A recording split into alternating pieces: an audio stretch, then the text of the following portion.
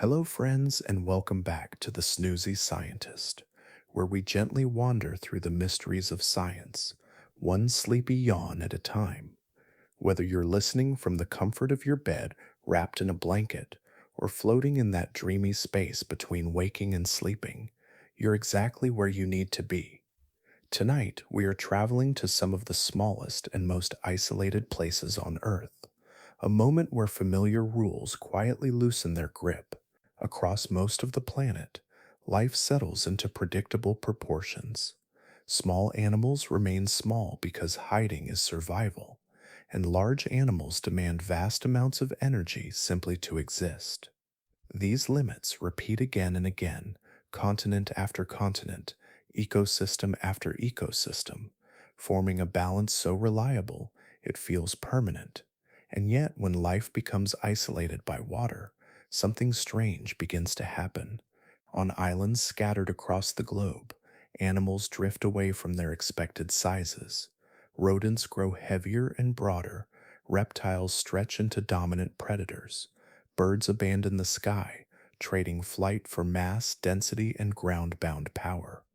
Scientists have documented the pattern for more than a century, watching it appear independently on islands separated by oceans and time, each following a disturbingly familiar path. Islands function as closed biological systems. Space is limited, resources are finite, many familiar predators never arrive.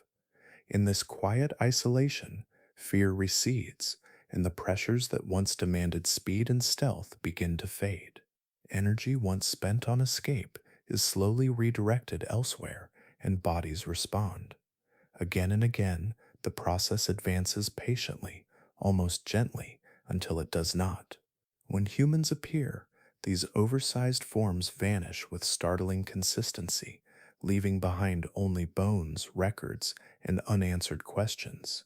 But why does isolation seem to remove the natural limits of body size?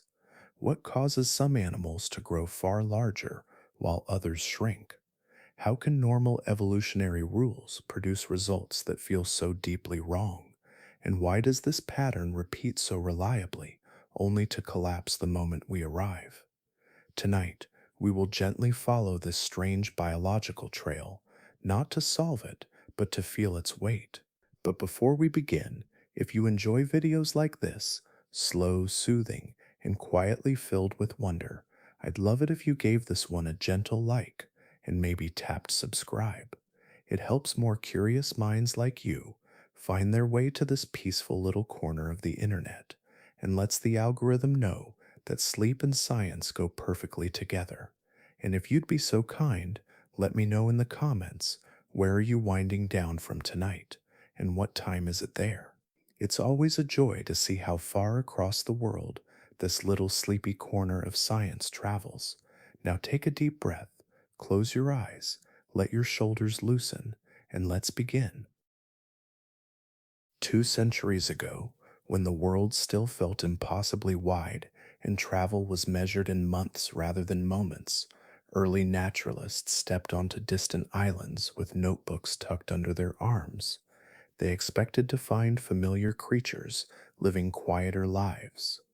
Instead, many of them paused in silence, unsure at first if the shapes before them were tricks of distance or light. A rodent too large for its own outline, a lizard that moved with the steady confidence of a top predator, a bird whose heavy steps pressed deep marks into the sand, its wings held like ornaments rather than tools.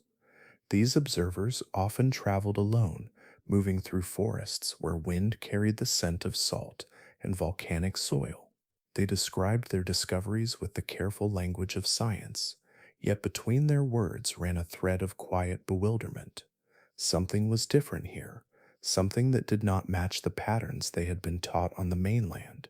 Animals were shifting in scale, stretching or swelling in ways that felt gentle and natural, yet undeniably strange. Many of those early accounts drifted across oceans on handwritten pages, carried by ships that creaked through long nights. When these letters reached universities and museums, readers raised their eyebrows at the descriptions. an island rodent the size of a small dog, a tortoise with a shell shaped like a worn hill, a flightless bird as tall as a person. At first, these stories lived in separate rooms of knowledge, each seen as an isolated curiosity. Perhaps a unique climate explained one example. Perhaps a rare lineage explained another. Each case seemed contained within its own geography, its own silence, but as more explorers pressed into remote archipelagos, the reports began to echo one another. Different voices, different eras, different languages, yet similar shapes emerging across the margins of the world. Oversized mammals on islands separated by thousands of miles, enormous reptiles thriving on isolated coastlines, birds abandoning flight in places where danger rarely followed them. These patterns did not respect borders or cultures. They rose from island after island like a repeating breath. Scientists slowly realized they were not receiving a collection of strange one-time creatures.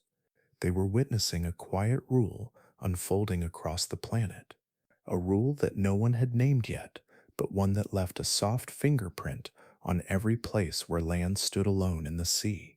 These observations, once scattered like pieces of driftwood, began to align. No single example held the explanation, but taken together, they formed a shape that could not be ignored.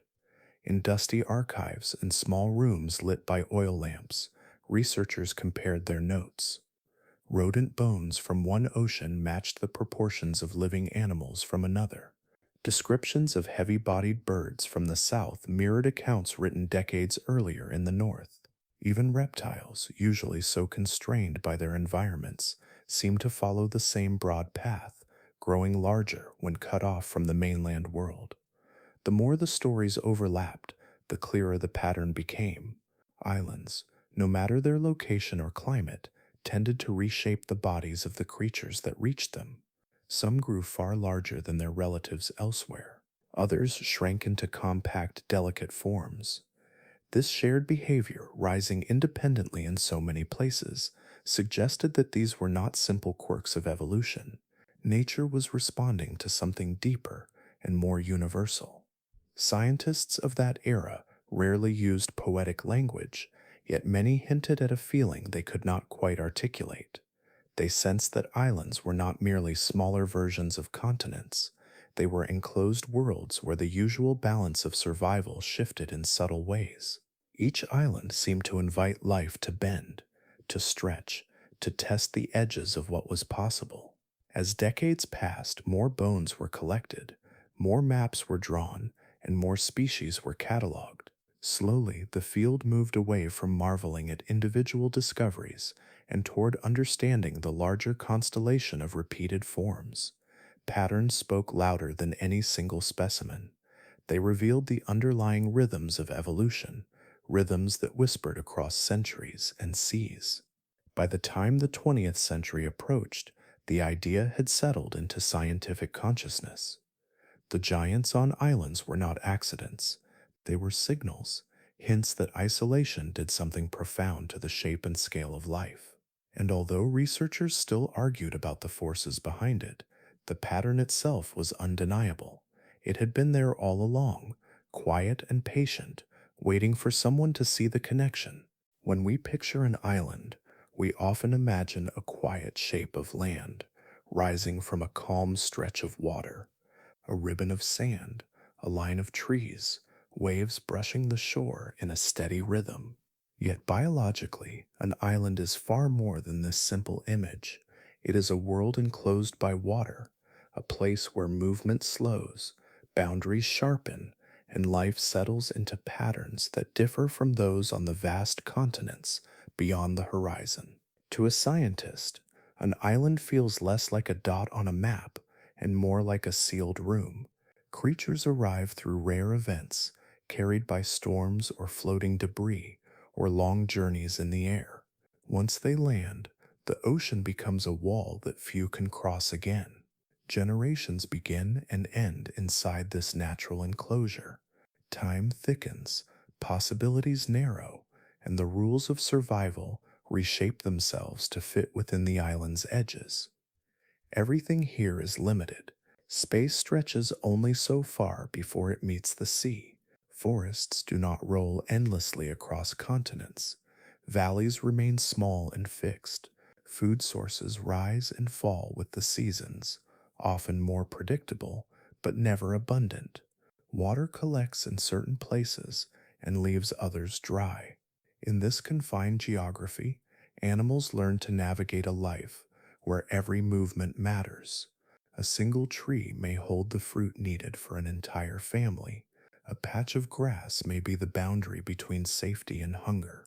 The limits are not only physical, threats shift in unusual ways. Large predators, the ones that shape so much of mainland evolution, rarely reach isolated islands. The ocean that kept newcomers out also kept danger away. Many islands grow quiet in a biological sense.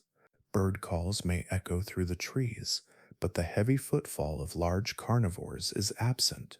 The tension between hunter and hunted softens, replaced by a slower rhythm of life. Without these familiar pressures, traits that once dictated survival begin to drift. Wings that once lifted bodies away from danger may gradually lose their purpose. Speed that once meant life or death becomes less essential. Isolation shapes life more strongly than size or climate. Two islands thousands of miles apart, one warm and one cool, can still produce similar patterns if both remain cut off from the rest of the world. Nature focuses not on the temperature of the air, but on the absence of escape, the absence of intrusion, and the absence of new competitors arriving year after year. In such a place, evolution becomes a quiet conversation between the environment and the species that remain. No outside voices interrupt. Over many generations, this silence becomes powerful. Without new predators arriving, prey animals may grow bolder. Without large competitors, smaller creatures may expand into roles they never held before. Bodies shift inch by inch, guided by the smallest advantages, the slightest opportunities. A longer lifespan may become useful where dangers are few. A larger size may evolve slowly where food is steady and movement is confined. Conversely, enormous animals that once roamed open plains may shrink when a small island cannot support their former bulk. In this enclosed world, evolution moves with a different texture. It is not rushed by sudden changes or shaped by dramatic invasions. It drifts, it tests boundaries gently. It explores possibilities that would be impossible in a wide open landscape where predators sweep across territories and climates swing wildly from season to season. Many early naturalists who studied islands described them as laboratories of nature, not in the cold sense of an experiment, but in the way these places allowed life to explore alternate paths, paths that remained hidden on continents by the constant churn of species and competition. Islands let certain ideas grow uninterrupted. They let quiet adaptations take root. Over time, these small worlds reveal something important. Evolution does not require vast spaces or fierce predators to guide it. Sometimes, all it needs is stillness, a boundary, a place where change can accumulate without being erased. In that gentle isolation, life listens to itself more closely. It adjusts, settles, and slowly becomes something that could not have existed anywhere else. When we look across the world's islands, a quiet pattern reveals itself. Many of them feel strangely calm when compared to the restless landscapes of continents. Forests stand without the deep echoes of heavy footfalls. Grasslands sway without the presence of stalking shapes at their edges. Shores stretch long and open, marked only by wind and tide. This calm is not simply the charm of isolation. It exists because large predators rarely reach these places at all. For a predator to arrive on an island, the journey must overcome deep oceans, strong currents, and distances that stretch far beyond what most large animals can travel. A few birds of prey make the trip, carried by air currents or drawn by migrating food. Some smaller carnivores may drift on storm debris or cross temporary land bridges during ancient glacial periods.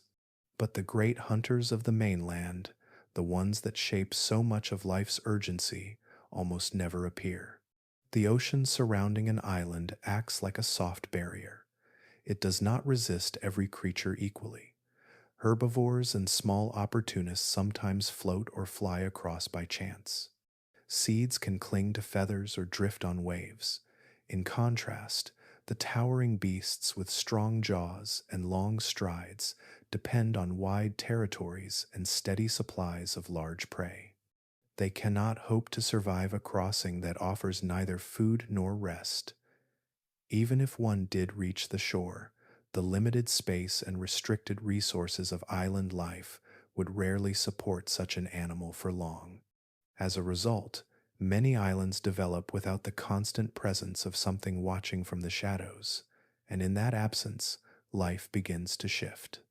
Survival strategies, shaped over countless generations on the mainland by the need to escape, relax slowly. Animals that once relied on speed find fewer reasons to run. Those that lived by hiding begin to step out earlier in the day. The nervous flick of ears, the constant scanning of horizons, the tension that fills the muscles of mainland species all soften over time. Without large predators waiting in tall grass or dense brush, vigilance becomes less valuable. Energy is redirected. Behaviors settle. This change does not happen in an instant. It moves through populations the way wind sifts through leaves, touching one generation, then the next. A creature that no longer needs to flee at the slightest sound can place its energy elsewhere.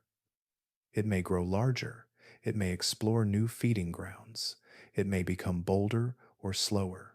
The skills that once meant survival begin to fade from the rhythm of daily life.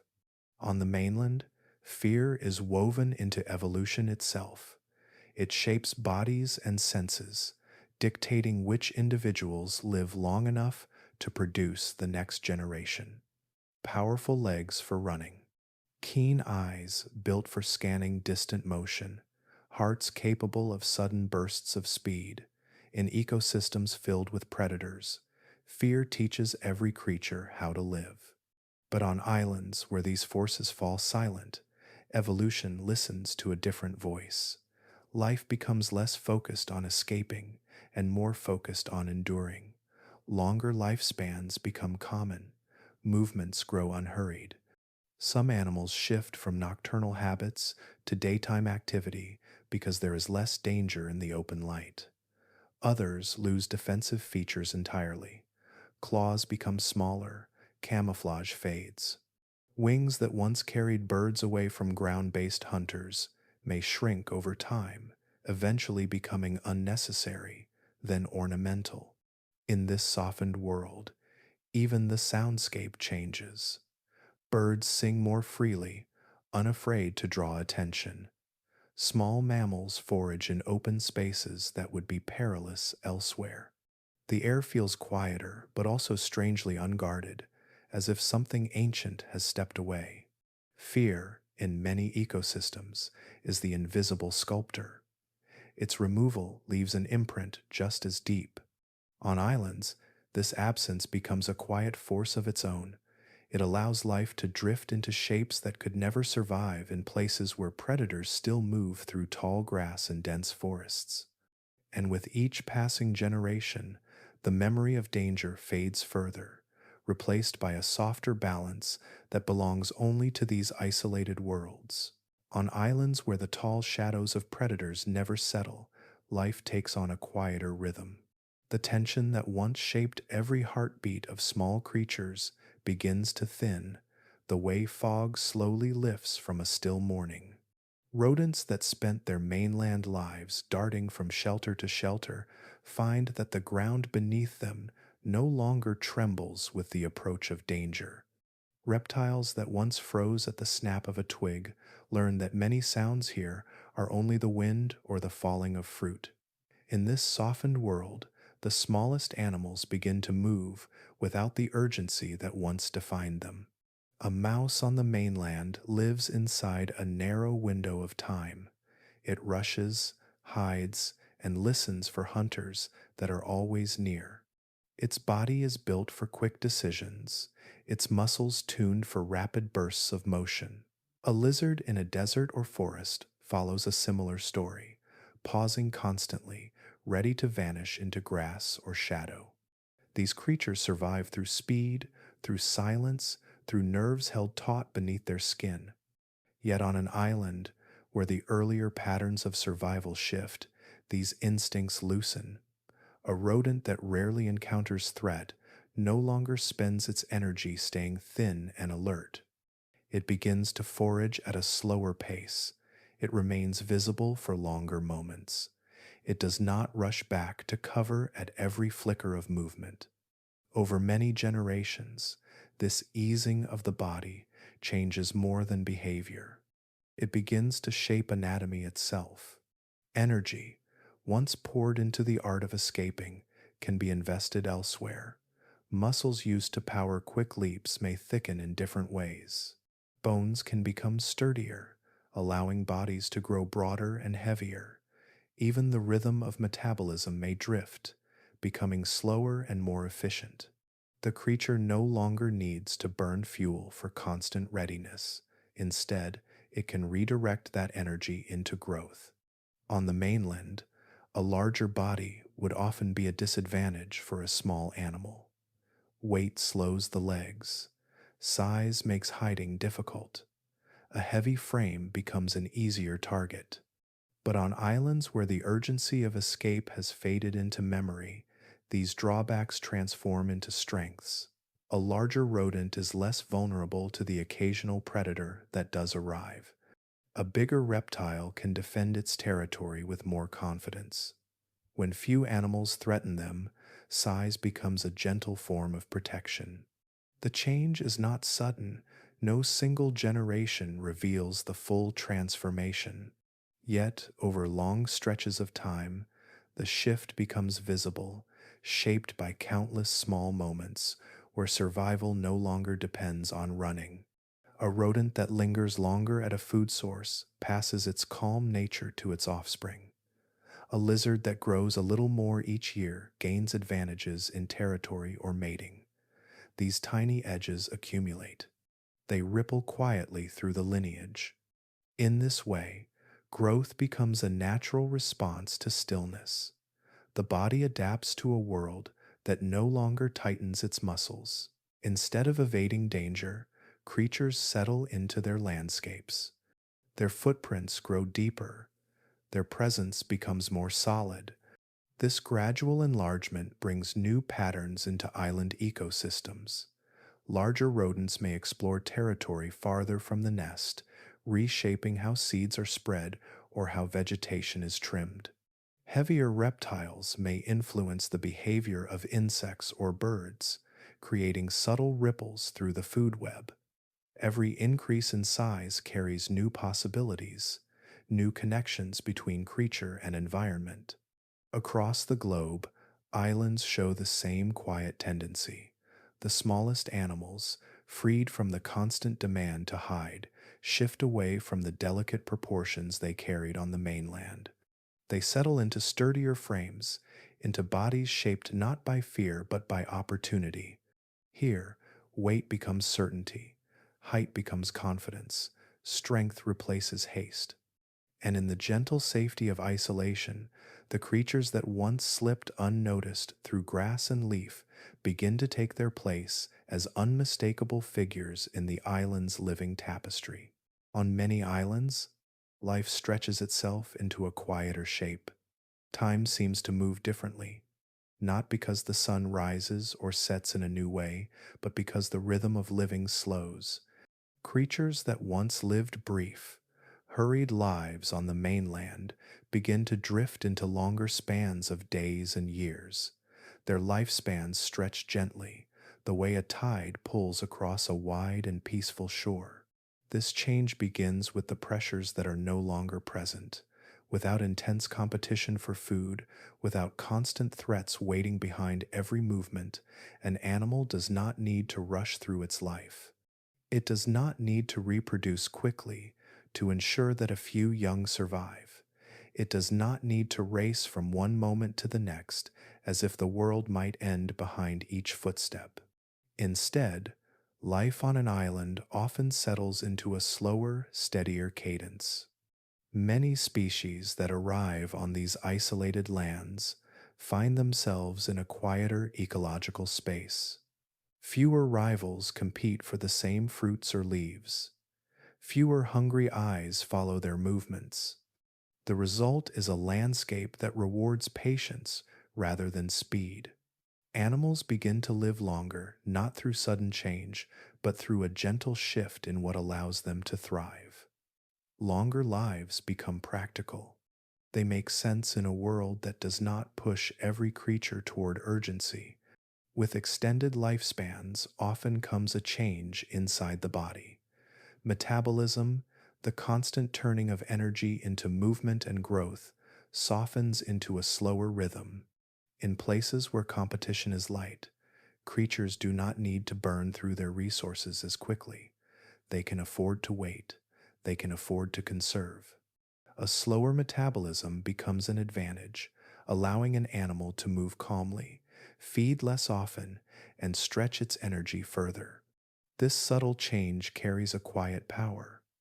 When a creature's body does not rush, it grows differently. Growth becomes a long, unfolding story rather than a quick burst of development. A lizard that may have reached its full size in only a few years on the mainland might continue growing slowly throughout much of its life on an island. A rodent that once lived only a handful of seasons may survive enough cycles of food and warmth to add size inch by inch. Slow growth is gentle, yet persistent. Over many generations, it reshapes the creatures that call the island home. A species with a slightly slower metabolism passes that trait to its young. Those young live longer and grow a little more before reaching maturity. Their offspring continue the pattern. Each generation stretches a little further than the one before, not through dramatic leaps, but through a soft accumulation of change. Across centuries, this can lead to bodies that surprise us. The small animals that first arrived on an island may slowly become much larger than their ancestors ever were. Their proportions shift because nothing interrupts the long arc of their growth. No predators stop them. No harsh competition drives them into early adulthood. No rapid seasons of scarcity force their bodies to stay small. This quiet enlargement does more than change the appearance of a species. It reshapes how individuals interact with their surroundings. A larger animal can reach new sources of food.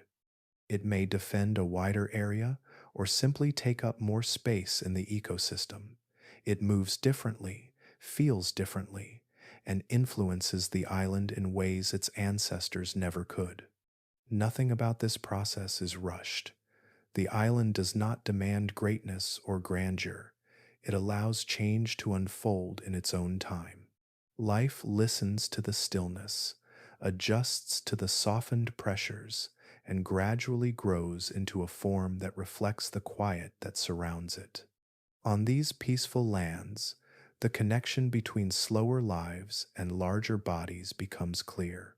Growth becomes a long conversation between creature and environment, shaped by patience, supported by calm, and carried forward through generation after generation of unhurried living. On many islands, food gathers in gentle cycles. Fruits fall in the same groves each season. Leaves flush along familiar branches. Insects rise and disappear with rhythms that repeat year after year. The landscape does not provide endless abundance, but it offers a steady, predictable supply, a quiet pulse of nourishment that continues with comforting regularity. For the animals that settle here, This reliability shapes their bodies and their lives in ways that differ from the restless urgency of the mainland. There is less competition for these resources. Fewer species crowd the same forest floor or climb toward the same canopy. A patch of berries may feed several families rather than dozens. A fallen fruit may attract only a handful of small creatures instead of a long line of rival mouths. Without the constant pressure of other animals fighting for the same food, survival becomes less of a daily contest. The atmosphere softens. The edges of life become rounder, calmer. In such places, creatures can afford to eat more slowly.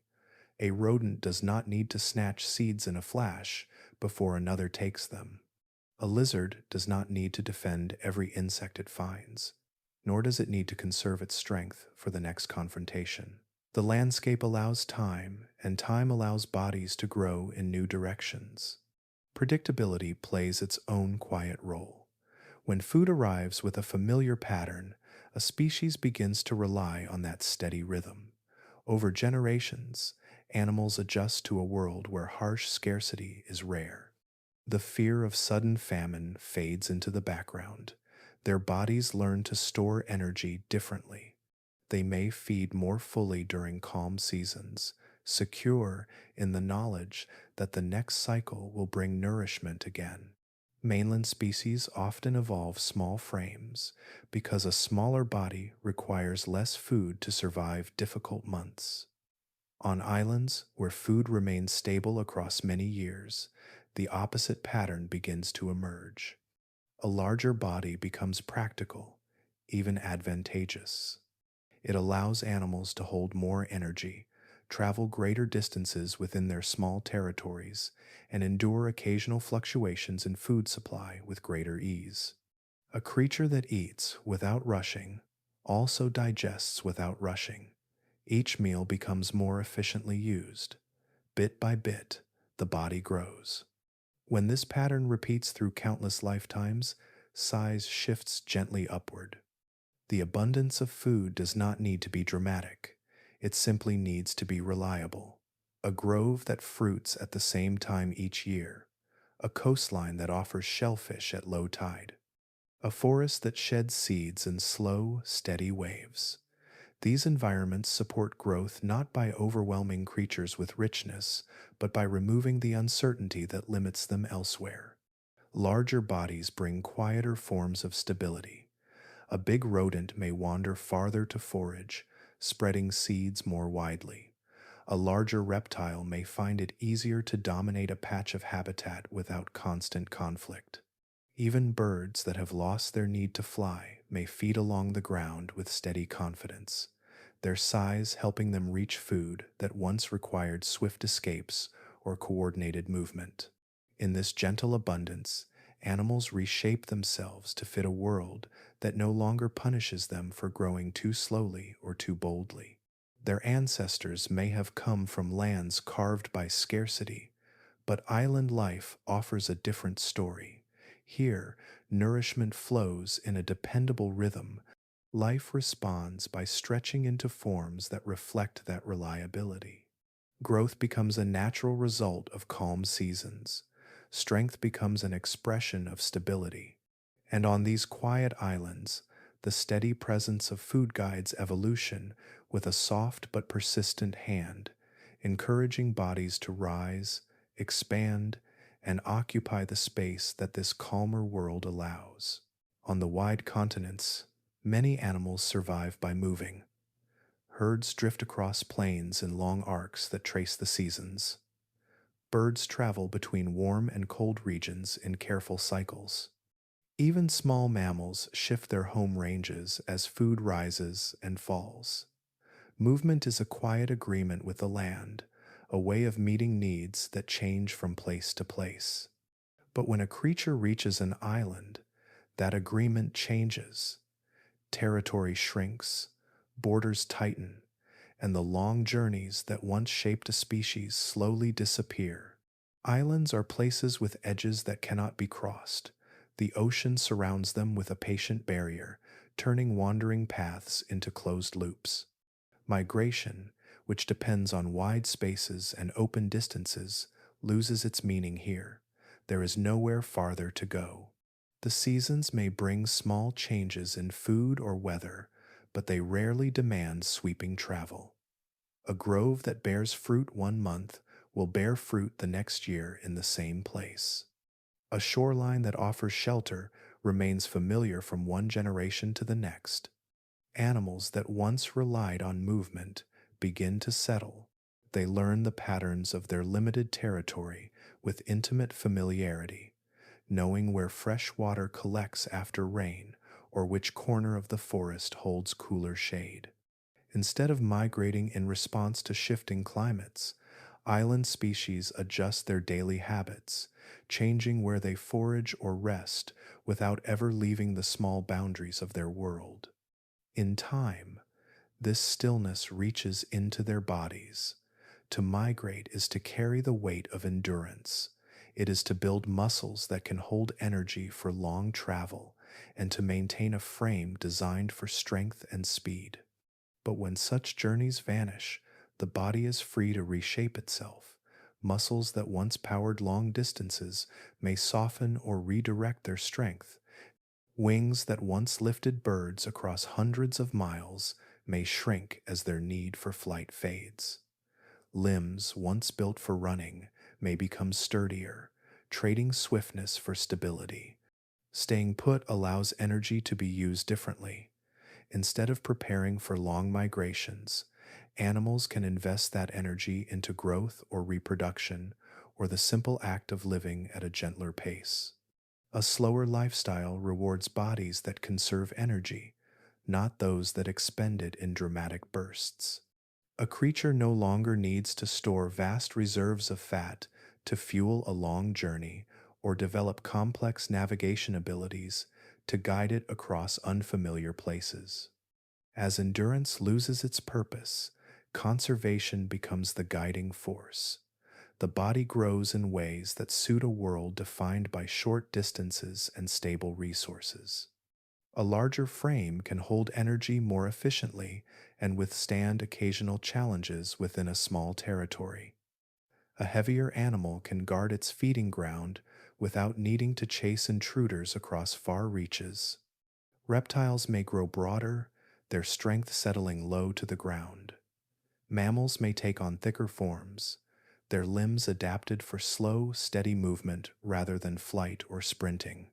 Over many generations, these changes accumulate like layers of sediment. Each small adjustment blends into the next until a species once known for movement becomes a creature shaped entirely by stillness.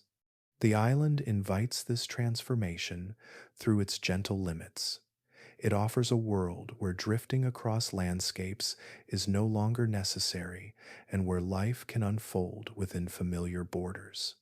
In these contained spaces, evolution listens closely to what the land allows. Without migration, bodies become rooted in the present rather than stretched across the horizon.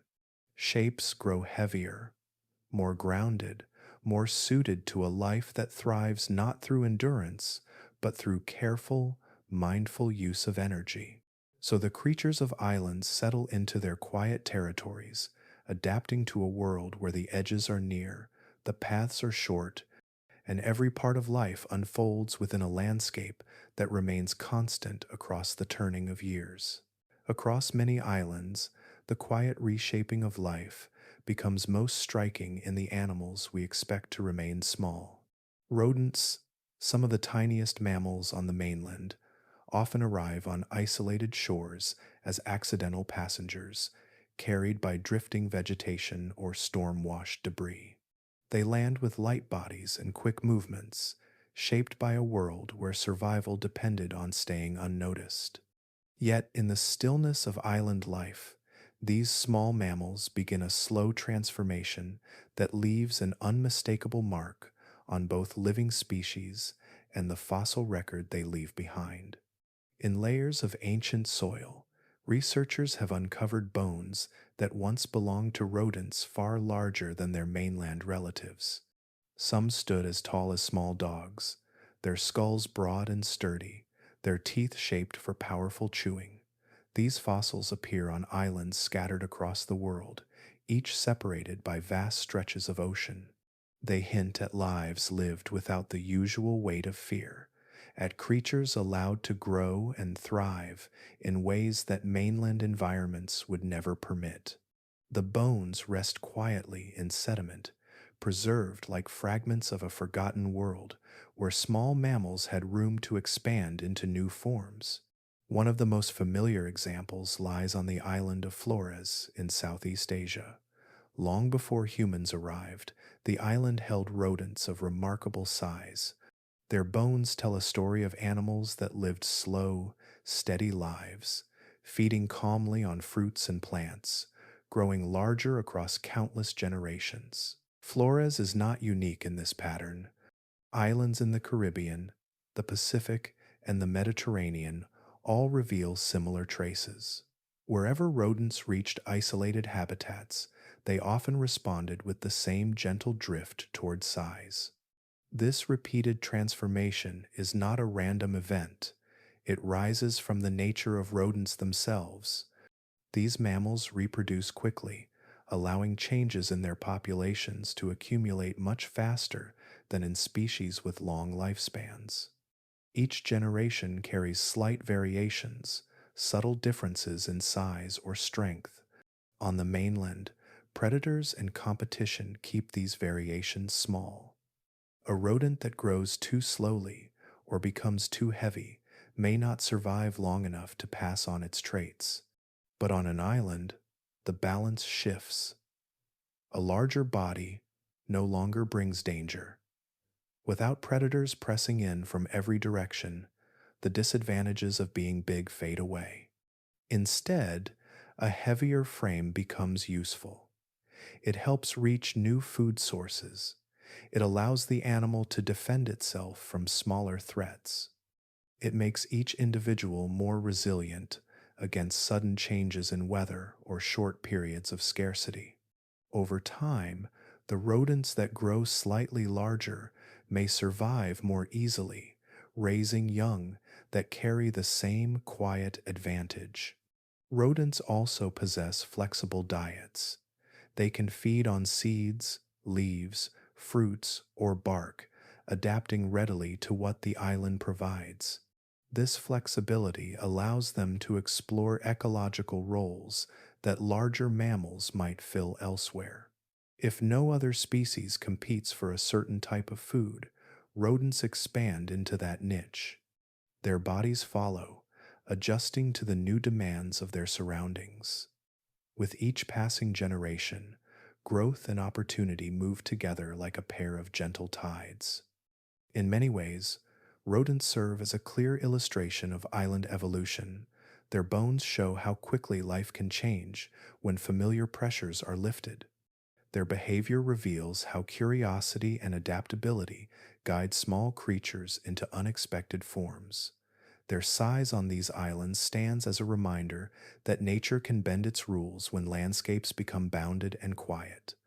Through fossils and living species, the story remains consistent. Rodents, once defined by their smallness, become symbols of how profoundly isolation can reshape the living world. And in their transformed bodies, we find a record of islands that allowed tiny mammals to grow into roles and sizes they were never meant to hold on the mainland, yet fit them perfectly within the calm of their island homes. Across the scattered islands of the world, reptiles often grow into shapes that feel ancient, as if the landscape has slipped back into a quieter chapter of Earth's history. Their bodies stretch longer, their jaws strengthen, and their movements take on a calm confidence that belongs to creatures unhurried by the usual pace of mainland life. Among these island giants, none are more striking than the great lizards that inhabit a chain of islands in Southeast Asia, places where the land is warm, the seasons change gently, and life unfolds in measured breaths. The Komodo dragon is the best known of these remarkable animals. It walks across its island homes with slow steps, each foot placed with deliberate weight. The forests and hills that surround it are shaped by long periods of calm. There are no tigers here, no wolves, no bears to challenge it. Within these quiet boundaries, the Komodo dragon and its ancient relatives were able to rise into the role of dominant hunters. Generations of reptiles settled into the top of the food web, growing larger as they filled a space usually occupied by mammalian predators elsewhere. The story of their size is tied closely to the nature of islands themselves. Reptiles, unlike mammals, do not burn constant energy to maintain warm body temperatures. They draw heat from the world around them. Sunlight, rock, and warm soil become part of their daily rhythm. On islands where the climate changes slowly and nights are mild, cold-blooded animals flourish. They do not need the vast food resources that large mammals require. They can wait, rest, and conserve energy with remarkable efficiency. Each day, they warm themselves, move gently through their territory, and feed when opportunity arises. This lifestyle gives reptiles a natural advantage in isolated places. An island may hold limited prey or unpredictable weather patterns, but a reptile can endure long pauses between meals. It can survive on far less than a mammal of similar size. This ability allows the body to grow steadily without being constrained by the island's modest resources. Over time, small lizards that arrived on ancestral shores grew into larger forms, their bodies stretching generation after generation as they explored the empty ecological roles around them. Komodo dragons are part of this long story. Their ancestors were not always the giants we see today. They evolved in landscapes where they faced little competition from swift, warm-blooded predators. On mainland environments, these reptiles would have remained mid-sized hunters, overshadowed by faster and more demanding animals. But the islands offered a different world. The ground was warm. Food was not abundant, but it was predictable enough. Other large predators were absent, and so the lizards grew. This pattern repeats across other islands too. In the Caribbean, the Pacific, and parts of the Mediterranean, ancient fossils reveal reptiles that reached impressive sizes. Tortoises became enormous, their shells rising like weathered stones. Snakes lengthened to fill the roles of ground predators. Even small skinks and geckos expanded beyond the delicate forms they held elsewhere. Stable environments nurture these quiet expansions. A reptile does not rush. It does not spend energy unnecessarily. Its life is shaped by warmth, stillness, and patience. On islands where the seasons shift gently and resources arrive in dependable rhythms, slow growth becomes a natural result. Over many generations, this gradual enlargement produces bodies that seem unusual to us, but perfectly suited to the land that shaped them. Reptiles thrive in these places because they can wait, they can endure, they can store energy in ways that allow them to stretch their bodies beyond the expectations of their mainland relatives. In the calm of island life, where movement is measured and survival unfolds in long arcs, these animals reveal a deeper truth about evolution. Sometimes, greatness does not come from speed or power. It comes from stillness, steady warmth, and the quiet patience of a creature shaped by the land beneath its feet. Across many of Earth's ancient islands, the wind once moved through forests filled with heavy footsteps rather than the fluttering of wings. Long before humans recorded their presence, enormous birds walked beneath the trees, their shadows stretching across sand, grass, and volcanic soil. These were places where flight slowly loosened its hold on certain species, giving way to bodies shaped for the ground instead of the sky. In the stillness of island life, birds that arrived as flyers eventually became too heavy to leave the earth at all. On the islands of the Indian Ocean lived the elephant birds, creatures of astonishing size. Their legs were thick as young trees, and their bodies rose tall and rounded, built for steady movement through open plains and forest edges. Their eggs were among the largest ever produced by any land animal, large enough to fill the arms of a person. Far to the south, in New Zealand, another lineage followed a similar path. The moa grew tall, some reaching heights that rivaled the tops of small trees. Their long necks and powerful legs helped them browse leaves that other animals could not reach. These giants were not closely related, yet their paths through evolution revealed a shared story. Each species came from ancestors that had once flown across great distances. Their wings had lifted them over oceans and into new territories. But once they arrived, the islands changed their future. With few or no ground predators lurking in the shadows, flight gradually became unnecessary. The sky, once a refuge, became a place they no longer needed to visit. Losing the ability to fly is not something that happens suddenly.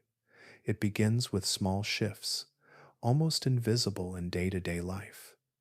A bird may find that it needs to fly less often. Perhaps the ground offers enough food. Perhaps the trees hold no threats that force it upward. Each generation grows slightly heavier, slightly more confident on its legs. Muscles meant for long flights begin to shrink. Wings, once essential tools for survival, become shorter, thinner, and eventually too weak to lift the body that carries them. As wings lose strength, the rest of the body adapts. The bird's bones may thicken to support increased weight. The legs may lengthen, giving the animal the ability to roam farther across its limited world. A stronger, heavier frame allows the bird to dominate new sources of food or outcompete smaller species. Growth becomes a natural consequence of life on the ground, where energy can flow into mass rather than flight. For birds like the elephant birds and the moa, mass became a form of stability. A heavy body helped regulate warmth in mild climates. It protected them from smaller predators that did manage to reach the islands. It allowed them to reach vegetation that lighter animals could not. Their size, while impressive, was not an act of defiance. It was simply a response to a landscape where being large carried more advantages than being airborne. The trade-off between wings and mass is one of nature's quiet calculations. Flight demands lightness, hollow bones, and high energy use. A bird must feed often to fuel its time in the air. But on islands where food is predictable and danger moves slowly, the balance shifts. A grounded lifestyle becomes more efficient. The body invests in strength rather than lift. Energy is stored rather than constantly burned. Over thousands of years, this trade-off transforms the very shape of a species. Wings become remnants, elegant but no longer functional. Legs become pillars that carry weight through forests and grasslands. The animal settles into a new identity, one that belongs to the land rather than the sky. In these island worlds, the loss of flight is not a loss at all. It is an adaptation to calmness, to stability, to a life where energy can be saved and redirected. It is evolution finding a gentler path, one step at a time, until a creature designed for open skies becomes one that moves with quiet certainty across the ground. Across certain islands, where the air is warm and the land rises gently from the sea, creatures move with a stillness that feels older than memory. Among the most enduring of these are the giant tortoises of the Galapagos and Aldabra, animals whose lives unfold at a pace so slow and steady that entire human civilizations have risen and fallen while they continued their quiet journeys across stone, sand, and sparse grass. Their shells rise like smooth hills, worn by centuries of sunlight and rain. Their feet press deep rounded prints into the soil. Each movement carries the weight of time itself, as if the tortoises are shaped not only by their islands but also by the long sweep of ages that have passed around them. They are among the longest lived creatures to walk on land, their lifespans stretching far beyond the generations of other animals that share their world. This extraordinary longevity did not appear suddenly. It grew slowly from the nature of island life. These tortoises evolved in places where predators were few, where the ground offered stable, gentle food sources like leaves, grasses, and low shrubs. With little threat pressing down on them, they could afford to move in a measured rhythm. Their slow pace, rather than being a weakness, became a way of surviving in landscapes where haste was unnecessary. Long lives shaped the flow of their existence. A young tortoise may spend years growing only a little, adding thin layers to its shell, learning the paths that wind between rocks and thorny plants. Reproduction comes later in life, often after decades. A single tortoise may see more than a century of seasons pass before its lineage expands. The slow rhythm of reproduction mirrors the slow rhythm of the body. Time is not something to outrun, it is something to inhabit. On many islands, this patience becomes an advantage. When an animal lives for such long periods, its survival does not rely on producing many offspring in a short span. Instead, it invests deeply in the longevity of each generation. The islands, in turn, support this strategy. Food may be limited but steady. Climate may shift, but rarely in dramatic ways.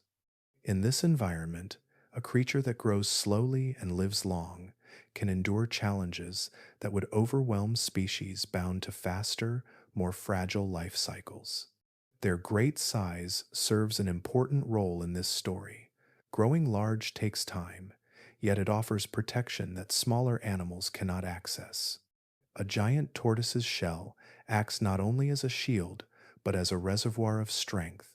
It helps store energy during lean seasons and protects the body from injuries that could cripple more delicate creatures. The sheer mass of the tortoise makes it difficult for predators, even if they appear later in the island's history, to harm it. Size becomes a quiet guardian, allowing the tortoise to move through the world with a calm confidence. Large bodies also help these animals regulate warmth. Their shells absorb sunlight slowly throughout the day, holding heat long after the air cools. In the evening, as breezes drift across the land, the tortoises continue their unhurried movements, sheltered beneath this steady warmth. Their mass supports their lifestyle in another way too. A large tortoise can travel across dry landscapes with fewer needs for constant feeding. Its slow metabolism allows it to stretch its energy further, giving it the endurance to survive during times when vegetation grows sparse. The islands themselves seem to embrace such creatures. The Galapagos landscape, with its volcanic curves and hardy plants, offers food year after year with soft consistency. Aldabra, shaped by coral and salt, holds shallow pools and wide clearings where generations of tortoises have wandered in the same patterns for centuries. Both environments encourage longevity. Both allow size to become a form of resilience. Within these world-shaped bodies, time gathers. A single tortoise may witness droughts, floods, eruptions, and periods of abundance. It may walk paths carved by ancestors long gone. Its life becomes a quiet archive of the island's history, written not in words but in the slow growth of bone and shell. In the presence of these giants, it becomes clear that size and patience can be powerful partners. A slow animal, protected by its own weight and shielded by its environment, can endure longer than the fast, the fierce, or the fragile. On the islands where they still roam, giant tortoises offer a gentle reminder that survival is not always a race. Sometimes it is simply the art of lasting. On the great continents, the top of the food web is usually claimed by creatures built for speed, strength, or precision. Sharp teeth, swift legs, and keen senses carve out the roles of apex hunters. But on many islands, those familiar patterns dissolve. The forces that once shaped a predator's rise become quiet, and in their place, another kind of strategy takes form. Size itself becomes a path to dominance, a slow but steady ascent that transforms ordinary animals into the unchallenged giants of their small worlds. When life settles into these isolated landscapes, the absence of large carnivores creates a gentle opening. Without swift hunters stalking the shadows, animals that once lived in constant alertness begin to move with calmer rhythms. In this softened setting, the advantages of speed fade. The need for elaborate defenses weakens. Over generations, bodies shift in response to this freedom. Instead of investing in rapid movements or aggressive behaviors, some species invest in becoming large, stable, and difficult to displace. A creature that grows big enough becomes harder to threaten. Other animals step aside when it walks through forest clearings. Its presence alone is enough to claim resources without struggle. On islands where predators never arrive or vanish early in the island's history, this transformation happens in surprising ways. Animals that would never dominate a mainland ecosystem, such as rodents, birds, or modest reptiles, grow into roles that resemble apex species. Their size becomes their power, their shield, and their means of shaping the world around them. Large bodies change how an animal interacts with its environment. A slow-moving giant can access food sources that smaller creatures cannot. It can travel farther within the island's limited terrain without fear. It can displace smaller competitors simply by occupying space. Even herbivores, which elsewhere might be vulnerable, become the undisputed centers of their ecosystems. With no predators to fear, they decide where to graze, which paths to follow, and how the vegetation grows in response. Their choices echo through the landscape, guiding the rhythms of life around them. These unexpected top species do not rely on aggression to define their influence. Their dominance is quieter. It emerges from their stability, their endurance, and their ability to withstand challenges that would break more delicate creatures. They tower above the rest of the island's inhabitants, not through fierce battles but through gentle persistence. Evolution without enemies takes on a different texture. It becomes a slow dance instead of a race. Without fierce competition shaping every trait, bodies can drift toward forms that prioritize strength and longevity over speed. A larger animal can store more energy, survive longer periods of scarcity, and raise its young in safety. Its bulk becomes a living monument to the generations that shaped it, a sign of an ecosystem where survival does not require the constant tension found elsewhere. This transformation also influences the island's vegetation and smaller species. When a giant animal feeds in a particular grove, plants respond. When it walks a familiar trail, the soil compacts, creating paths used by others. When it rests under the same tree year after year, an entire pocket of the ecosystem adjusts around its presence.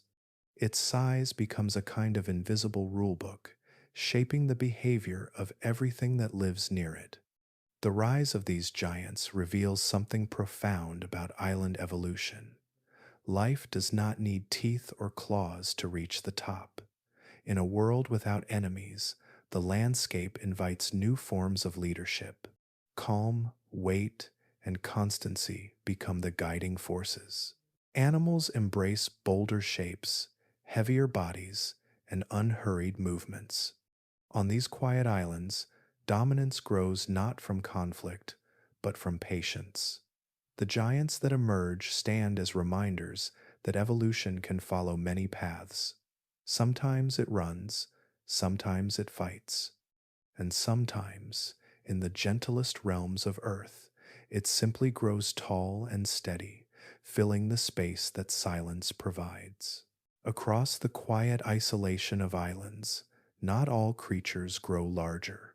Some, shaped by the same gentle forces that created giants, move in the opposite direction. Their bodies become smaller, lighter, and more compact. The transformation is so consistent across the world that it forms a mirror image of the giant animals we have already walked beside. Where limited predators and stable food once encouraged growth, another truth of island life begins to surface. When a large animal arrives on an island, its size can become a burden rather than an advantage. Long ago, during periods when sea levels were lower, elephants wandered onto islands now separated by water. Hippopotamuses made similar journeys, crossing narrow channels or drifting on natural rafts of vegetation. Once they reached these isolated places, the world around them changed. The wide plains and deep rivers of their homelands were gone. New landscapes offered fewer plants, fewer freshwater pockets, and tighter spaces carved by cliffs or dense forests. Over generations, these newcomers adapted, not by growing stronger or more imposing, but by gradually becoming small enough to thrive within the island's limits. On Mediterranean islands, such as Crete, Sicily, and Cyprus, fossils reveal ancient elephants no larger than large dogs. Their skulls, delicate and compact, rest in caves and rocky hollows as quiet reminders of a vanished world.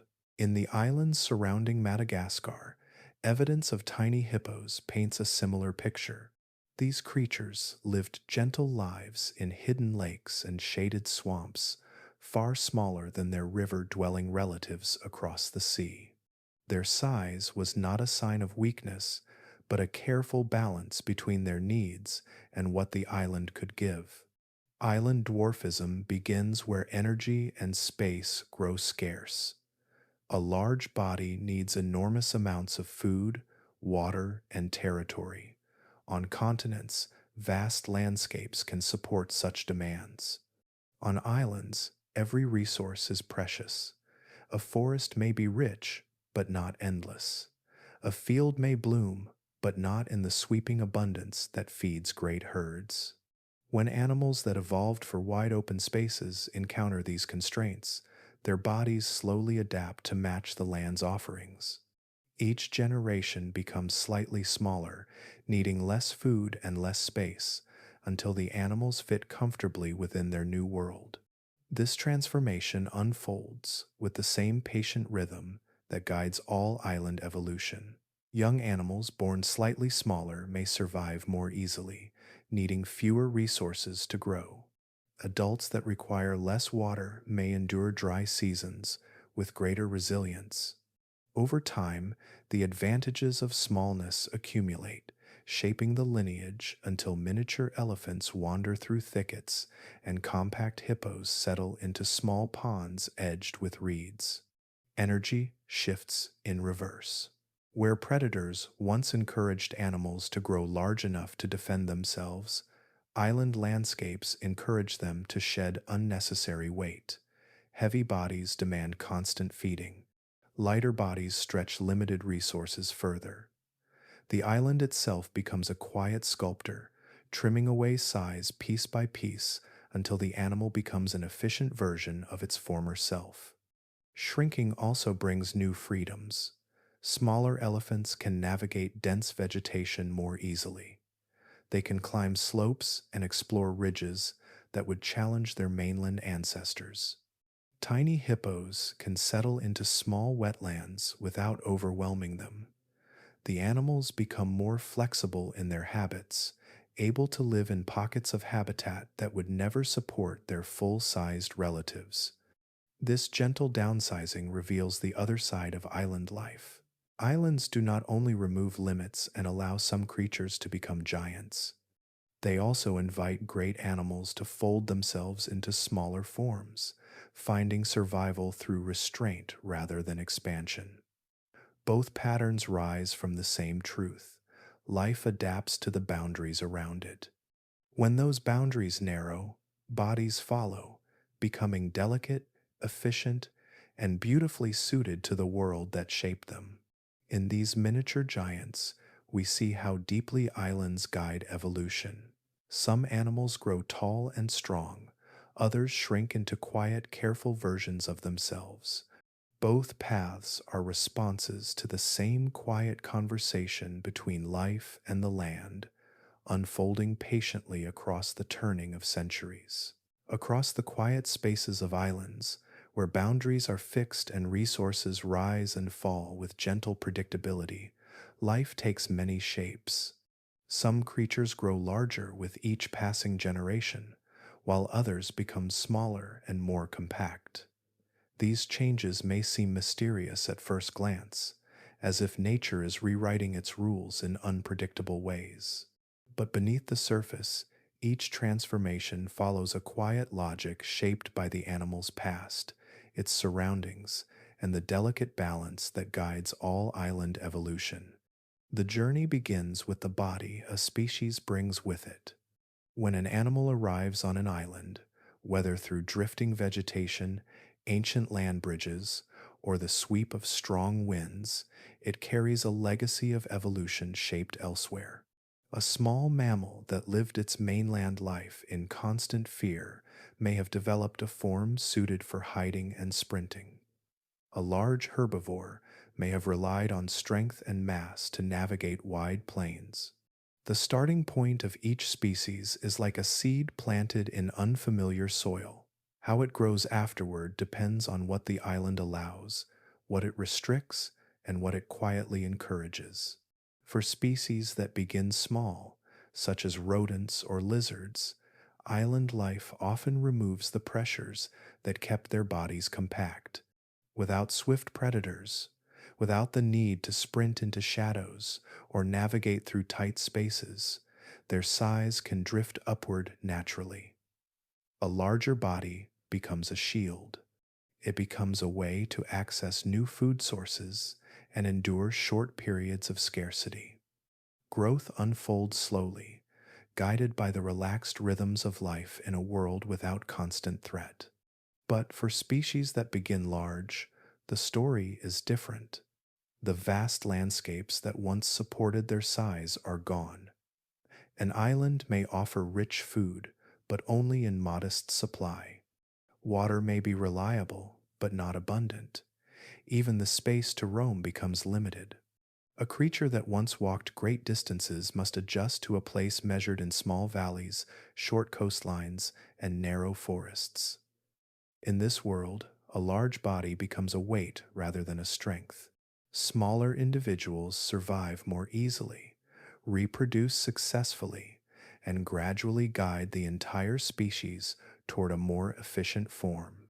Ecological niches, the roles a species fills within its environment, become powerful sculptors in this process. On a mainland, many niches are already occupied. Predators dominate one space, large herbivores another, and smaller animals weave through the layers in between. But on islands, where fewer species share the land, open roles appear like quiet invitations. A rodent that grows larger may begin to fill the ecological space of a small herbivore. A lizard that expands in size may take on the role of a mid-level predator. Every shift in size allows a species to settle into a niche left empty by the absence of other animals. At the same time, shrinking can open new opportunities. A once large animal that becomes smaller can now feed on plants that grow densely in understory thickets. It can live in terrain too cramped for its ancestors. It can thrive with minimal energy, moving in harmony with the island's gentle cycles. This downsizing creates balance, ensuring that the species fits the island's limits without exhausting its fragile resources. These growth patterns are not random. They arise from the same principle that guides all natural systems, the search for balance. Every island offers a specific combination of space, food, climate, and competition. When a species arrives, evolution moves quietly toward a form that allows it to survive with ease rather than strain. Some animals expand because the land welcomes it, others shrink because the land requires it. Over generations, these changes accumulate until the animals no longer resemble their ancestors. Yet each new shape reflects a perfect harmony with the island that shaped it. It is not chaos. It is not unpredictability. It is life adjusting itself to the space it has been given, choosing shapes that match the quiet boundaries of its world.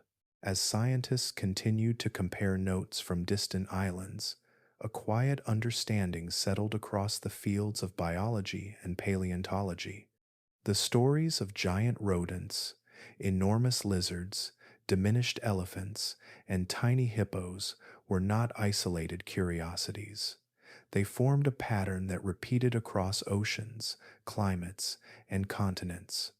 With time, this recognition grew strong enough that researchers chose to give it a name.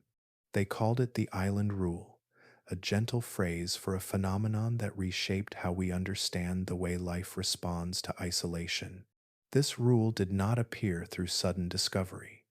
It emerged slowly, piece by piece, as if the world's islands were leaving clues scattered across centuries.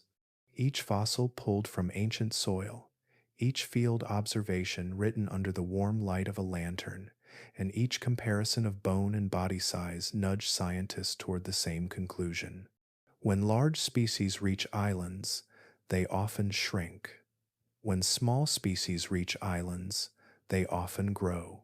The pattern held with such consistency that it became one of evolution's quiet signatures, a reminder that geography can guide life just as powerfully as climate or competition.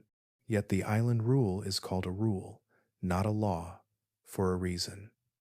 In science, a law describes something that behaves the same way under all conditions, without exception. Gravity pulls, light travels, and chemical reactions unfold with strict predictability. Island evolution is more nuanced. It follows tendencies rather than guarantees. It responds to context, to history, to the delicate interplay of chance and necessity that shapes every lineage. A rule captures this soft guidance. It describes what usually happens, not what must happen. It reveals a direction rather than a destination. On islands where food is plentiful and predators are absent, small animals often grow. But if an island is harsh or resources scarce, even small creatures may remain small or become smaller still.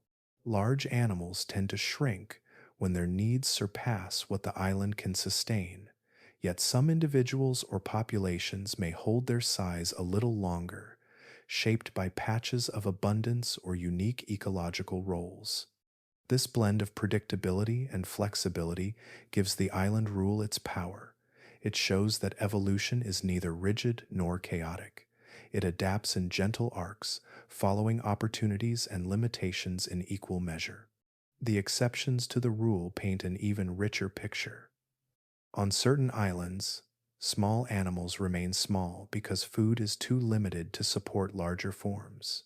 Some reptiles do not grow into giants despite ideal conditions because another species already fills the ecological space a giant would occupy.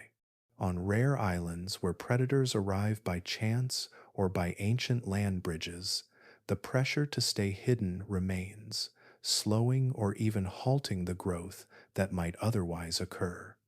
Even among large animals, not every species shrinks. Some remain large because they possess traits that allow them to survive within narrow boundaries. Others shrink at uneven rates, their bodies responding not only to resources but to climate, behavior, and the legacy of their ancestors. These exceptions are not failures of the rule. They are reminders of evolution's complexity. They show that patterns are woven from many threads and that each island is shaped by unique histories and interactions. The rule does not erase individuality. It gently frames it, offering a lens through which to understand why life bends in such familiar ways across the world's most isolated landscapes. Through all of this, the island rule stands not as a commandment, but as a whisper of understanding. It reveals how isolation sculpts the living world, guiding some species upward in size and others downward, settling each into a balance that matches the land beneath their feet. It remains one of the clearest reflections of how geography and evolution intertwine, creating forms that could not have existed anywhere else. Time moves differently on islands. It stretches, softens, and settles into the landscape the way mist lingers over calm water. The transformations that shape island creatures do not rush. They unfold across thousands of years, carried gently through the rise and fall of countless generations. If the earlier sections have shown how isolation alters the rules of survival, this chapter reveals the force that makes those changes possible. Time itself becomes the quiet sculptor, guiding every shift in size, every adjustment of bone and muscle, every slow redrawing of a species' outline. These transformations do not begin with grand moments. They start in silence, inside the smallest variations between one generation and the next. A rodent born slightly heavier than its parents, a lizard with a touch more patience in its movements, a bird hatched with wings just a little shorter. These tiny differences are easy to overlook within a single lifetime. They blur into the ordinary rhythm of survival. But when such changes are repeated through thousands of years, the landscape of life begins to drift. On the mainland, constant pressures shape animals quickly. Predators chase, seasons swing sharply, competition is fierce and immediate. Changes that help survival must take hold fast if they are to endure. But islands offer a different pace. With fewer threats and more stable rhythms, evolution does not need to leap forward. It can drift gently, exploring new directions without urgency. This slow drift is what allows bodies to stretch larger or shrink smaller in such remarkable ways. Generational pressure works like the steady wearing of stone by the sea. Each wave touches only a thin layer. The effect seems invisible at first, but over great spans of time, a cliffside bends, a shoreline shifts, and the very shape of the land changes. In island evolution, each generation is a wave. Each slight adjustment, each inherited trait, each small advantage adds its touch. The species transforms, not through sudden leaps, but through patient accumulation. A creature that will one day become a giant does not begin enormous. Its ancestors may look almost ordinary, but as generation follows generation, size grows inch by inch, shaped by the gentle advantage that largeness brings in a calm world. The same is true for animals that shrink. They do not suddenly collapse into smaller forms.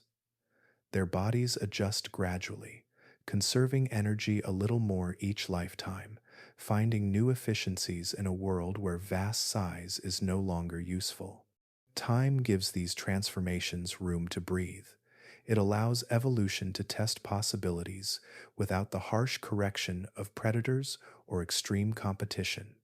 Traits that might have been eliminated quickly on the mainland are allowed to linger, to shape new forms instead of being swept away.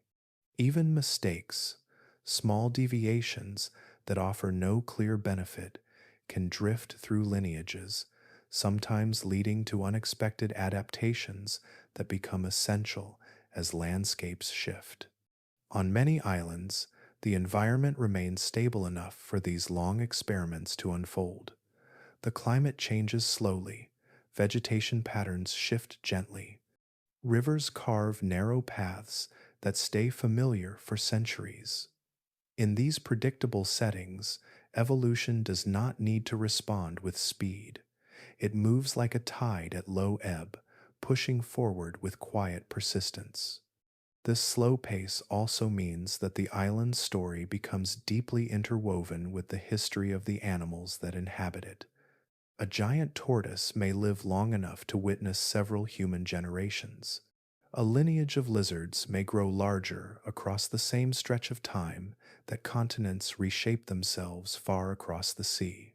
Species and islands co-evolve, their changes braided together like currents beneath the surface of the ocean. By the time the transformation becomes visible to human eyes, the process has already passed through thousands of cycles. The giant rat, the miniature elephant, the flightless bird, the towering lizard, all stand as the final pages of a story written over ages. Their forms reflect landscapes that have guided their shapes gently, patiently, without haste. Evolution on islands is a quiet drift, not an explosion. It is the steady heartbeat of time working in partnership with isolation. And in that long conversation between land and life, species find new shapes that could never have emerged in any other world. When people first step onto islands where life has drifted into unusual shapes, their reactions often carry a quiet unease. A giant rodent wandering through low forest, a towering bird that cannot fly, a reptile as long as a room, moving with slow confidence through sunlit brush. These creatures are real, shaped by patient forces across thousands of years, yet to human eyes they often feel slightly out of place, as if they belong to a dream or a forgotten age. This sense does not come from the animals themselves. It comes from the expectations we carry. Most humans grow up surrounded by mainland ecosystems, where sharp boundaries have been drawn over millions of years. We learn, almost without realizing it, what a mouse should look like, how large a lizard ought to be, how birds are supposed to rise into the air when startled. Our minds shape a quiet map of nature, a set of patterns built from the forests, grasslands, and cities that surround us. When island giants break these patterns, something inside us pauses. A creature that should be small is suddenly the size of a dog. Wings that should lift a bird into the sky hang uselessly at its sides. A lizard that should scamper quickly becomes a slow-moving, heavy-bodied presence on the path. Nothing is truly strange, yet everything feels slightly tilted. It is the familiar rewritten in a new scale. Our brains respond strongly to size. Throughout human history, recognizing shapes and proportions has helped us interpret danger, opportunity, and belonging. A large predator signals threat. A small creature signals safety. Medium-sized animals fall somewhere in between. But when animals do not match these long-held expectations, the signals blur. A giant rodent looks like something friendly reshaped into something unfamiliar. A flightless bird looks like a normal bird stretched beyond a limit our minds are used to. Even harmless reptiles feel uncanny when their bodies expand into proportions typically reserved for top predators elsewhere. The feeling is not fear. It is dissonance. It is the quiet awareness that something we know has been gently rearranged. This reaction is strongest when an island species mimics the outline of a mainland creature but shifts its size beyond what we consider normal. A tortoise large enough to resemble a great boulder, a bird tall enough to meet a person's gaze, a lizard heavy enough to step like a mammal. These changes create a sense of the familiar wrapped in the unfamiliar. The mind recognizes the shape but questions the scale. Evolution on islands does not follow human expectations. It follows the simple logic of survival in small worlds. When resources are predictable and predators are absent, small animals grow. When land is limited and food is scarce, large animals shrink. Over time, bodies stretch or compress until they match the island's offerings. The results may appear odd to us, but to the animals, these forms are perfect. They are the successful answers to quiet questions asked by isolation. What feels unnatural is, in truth, deeply natural. It is our perspective that is shaped by the continents we know. The forests and plains of our daily lives teach us what nature should look like. So when we encounter a creature shaped by different pressures, our minds pause at the contrast. On islands, biology writes its own proportions. A rodent can rise into a new role. A bird can trade flight for mass. A reptile can grow into the silent ruler of a valley. These forms are not mistakes or anomalies. They are the gentle results of evolution, adjusting itself to the scale of the land. As we walk through these island worlds, our first impressions may whisper that something is unusual, but with time, the feeling softens. The giants begin to seem natural again, not because they change, but because our sense of what is possible expands to meet them. Across the still landscapes of many islands, the giants that rise from centuries of gentle evolution often carry a quiet vulnerability within their strength. Their size may command space and shape the rhythm of the land, yet it does not shield them from the deeper fragility woven into their lives. These are creatures shaped by stability, by the soft absence of danger, and by the calm rhythms of a world that changed so slowly that urgency faded from their bones. In this kind of world, power and vulnerability grow side by side. Large island animals often appear confident in their movements. A giant tortoise drifts through tall grass with the patience of stone. A heavy, flightless bird walks without glancing toward the shadows. A great lizard settles beneath warm rock ledges, certain that nothing will challenge its presence. But these impressions are shaped by the island itself, a place where predators rarely existed and where danger seldom arrived with speed or surprise. Over time, these animals lost the traits their ancestors carried for self-defense. They shed quick reflexes. They eased their vigilance. Their bodies grew large, but their instincts softened. Defenselessness on islands does not look dramatic. It can be as simple as a bird that no longer flees at sudden movement, or a reptile that relies on its size to deter threats that never come. When a creature lives generation after generation in an environment free of large predators, natural selection no longer rewards caution. Instead, it favors calmness, endurance, and slow growth. The giants of islands evolve in peace, and that peace becomes part of their identity. Yet this same peace creates a subtle and lasting weakness. When danger finally arrives, often carried by humans or by the animals, humans bring with them the giants cannot adapt quickly enough. Their bodies were not shaped for fighting, their instincts were not shaped for fleeing.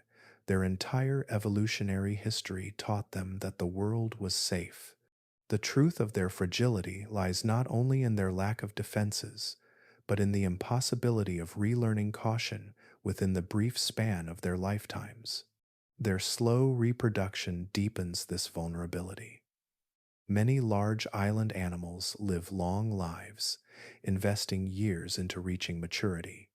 A single offspring may represent decades of waiting, and many species do not reproduce every season. This strategy works beautifully when the ecosystem remains steady. It is a gentle contract between life and land. The island provides calmness, and the animal responds with careful, deliberate growth. But when conditions shift suddenly, this slow pace becomes perilous. If a predator appears, even a small one, each loss carries enormous weight. A species that produces only a handful of young across long intervals cannot replace individuals quickly. A population that once grew steadily becomes fragile in the span of a few generations. Even changes in vegetation or water supply can have lasting effects. A small decline in food may not trouble fast breeding animals, but for slow growing giants, such changes echo across centuries. Their limited range adds another layer to their fragility. Island animals often occupy only a single valley, a narrow coastline, or a few small clearings shaped by the land's boundaries. They do not migrate across vast regions, nor can they easily escape when conditions deteriorate. The sea forms a wall around them, holding them within the same terrain that once protected them. What was once safety becomes confinement. Stability, the very force that allowed these giants to grow and thrive, can in an instant become their greatest weakness. The predictable cycles that nurtured their size leave them unprepared for change. Their calm territories lack alternative food sources. Their slow rhythms cannot keep pace with sudden ecological shifts. Their trust in the landscape, born from thousands of peaceful years, becomes a silent liability. In this delicate balance, the story of island giants becomes bittersweet. Their bodies reflect the beauty of evolution unhurried. Their presence tells of worlds where peace lasted long enough for creatures to grow bold and gentle. Yet their fragility tells another truth, a reminder that even the strongest forms of life depend on the stability of the land that shapes them. On islands, greatness and vulnerability are inseparable. The giants that walk these small worlds carry the history of quiet ages within their bones, and with it, the soft shadow of a fragility only isolation can create. For thousands of years, islands moved at their own pace. Seasons slipped over them like calm tides. Creatures grew or shrank in gentle increments, and entire ecosystems rested in a balance held steady by time. The giants that evolved there lived without hurry or fear. The smaller creatures that diminished into delicate forms thrived in their quiet corners. Nothing rushed, nothing forced sudden change. But at some point in every island's history, a new presence stepped ashore, carrying with it tools, fire, and intentions shaped in faraway lands. When humans arrived, the stillness that had shaped island life for ages began to shift. Archaeologists trace this moment not through loud evidence, but through subtle layers of soil. Beneath centuries of wind-blown sand and ash lie the remains of once thriving animals, each layer marking a time when people first reached the island's shores. Bones of giant birds appear in abundance in deeper layers, then vanish abruptly in those above. Tortoise shells, once scattered across entire landscapes, become rare.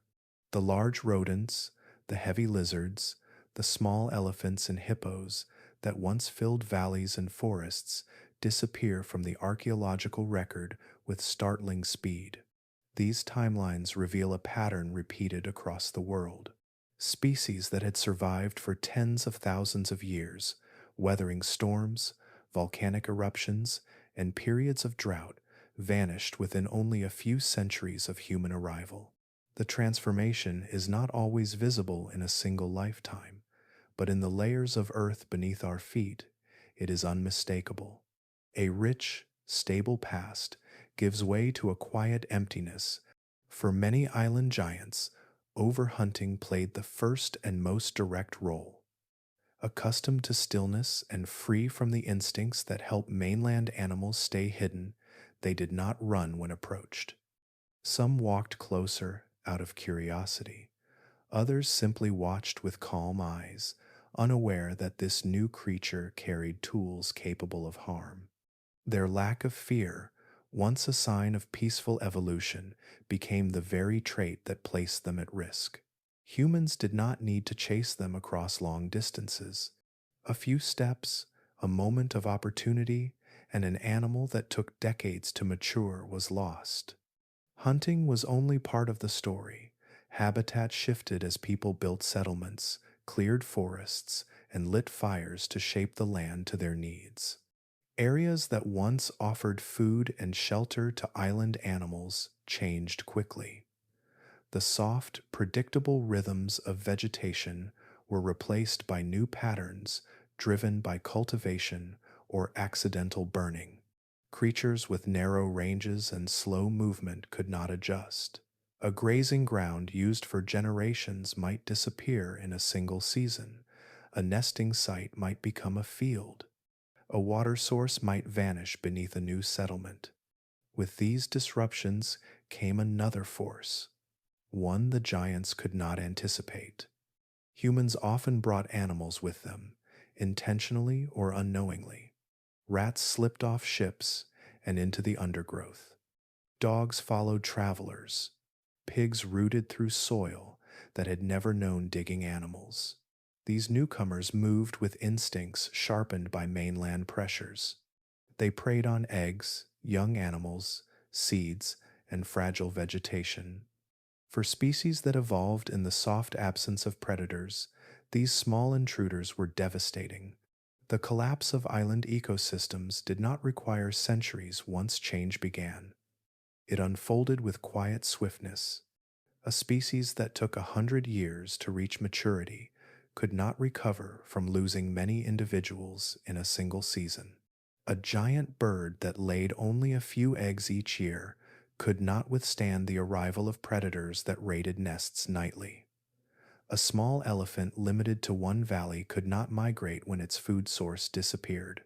The balance that had held for thousands of years, shaped by patience and gentle pressures, proved delicate under the sudden weight of human presence. Island systems that grew strong through predictability faltered when faced with rapid change. The collapse was not dramatic in sound or spectacle.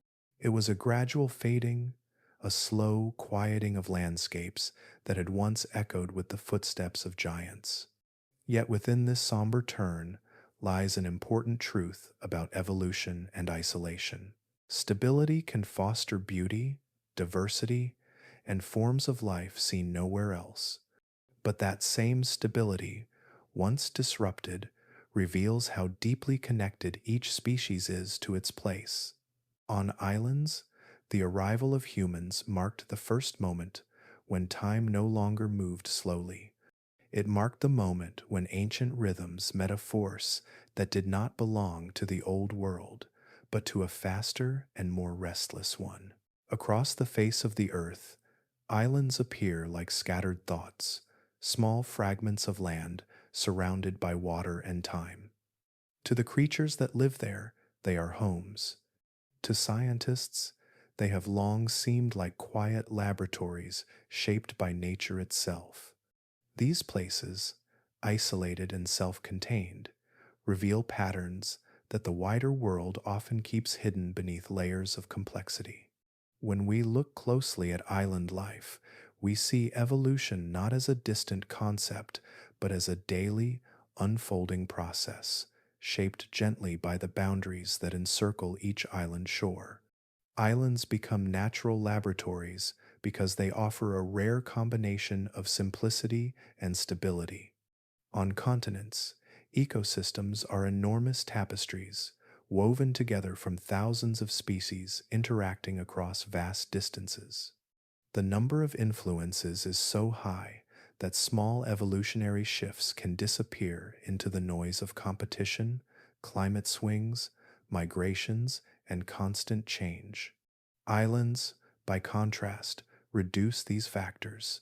They strip the landscape down to essential relationships, leaving only the species that arrived, survived, and settled into the land's quiet rhythm.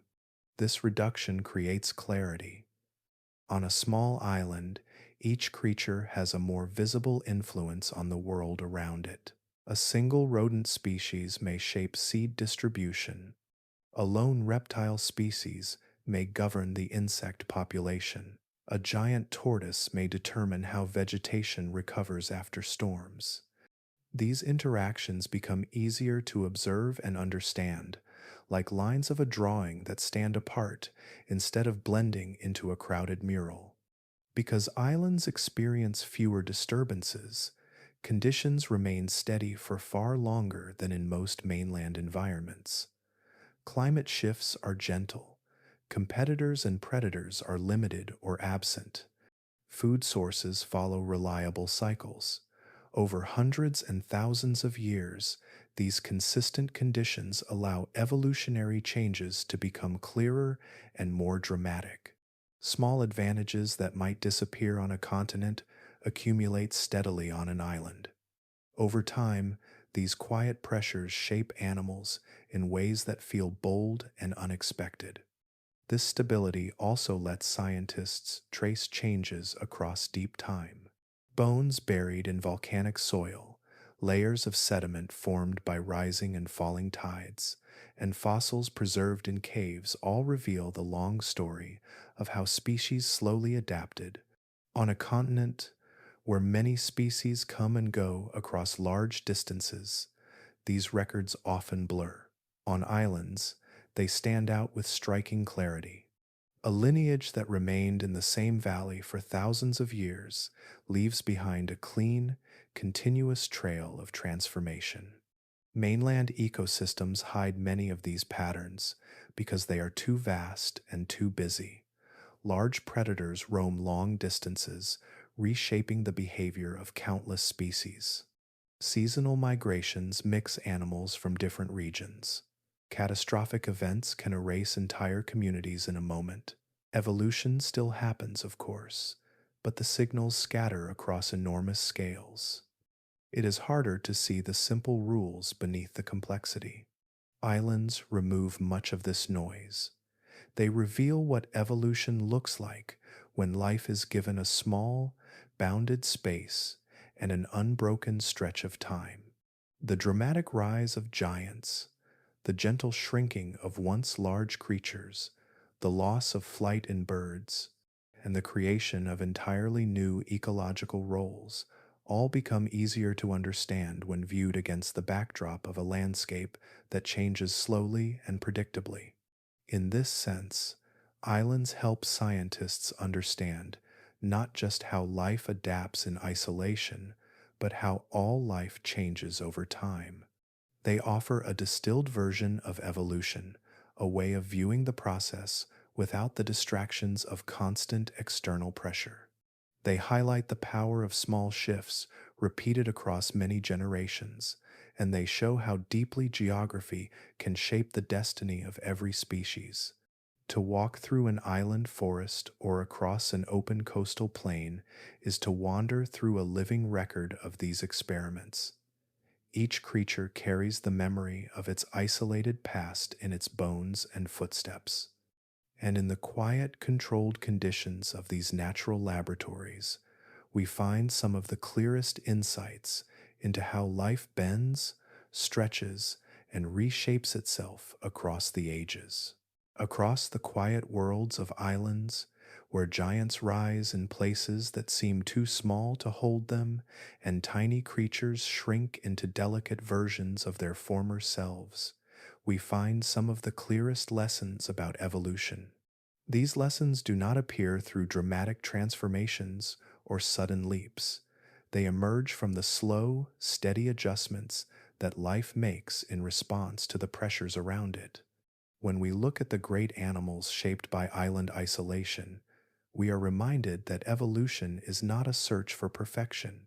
It is a long conversation between a creature and the land it inhabits, a dialogue written in bone, muscle, and the gentle passage of time. The giants that evolved on many islands reveal this truth with striking clarity. Their size was not chosen for grandeur. It grew because the forces that once constrained them no longer pressed down. A small mammal that lived in fear on the mainland could grow heavier and taller when predators disappeared.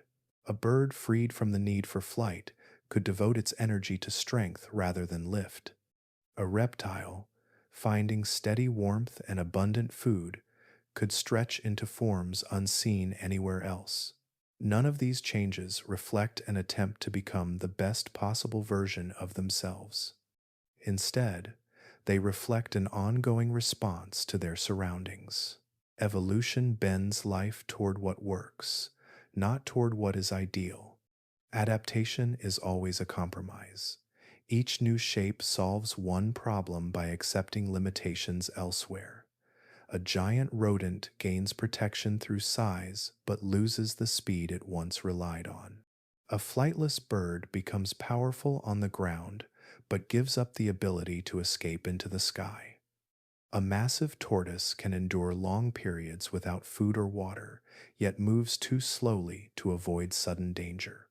Evolution shapes these compromises not through intention, but through the small advantages that accumulate across countless generations. A creature survives because its traits give it a slightly better chance within its environment. Those traits remain only as long as they offer that subtle advantage. On islands, where pressures shift in clear and consistent ways, these compromises become easy to see. A lack of predators allows animals to become gentle giants. Limited food encourages large animals to shrink. Stable climates remove the need for rapid changes in body structure. When we study these islands, it becomes clear that evolution does not sculpt creatures into perfect forms.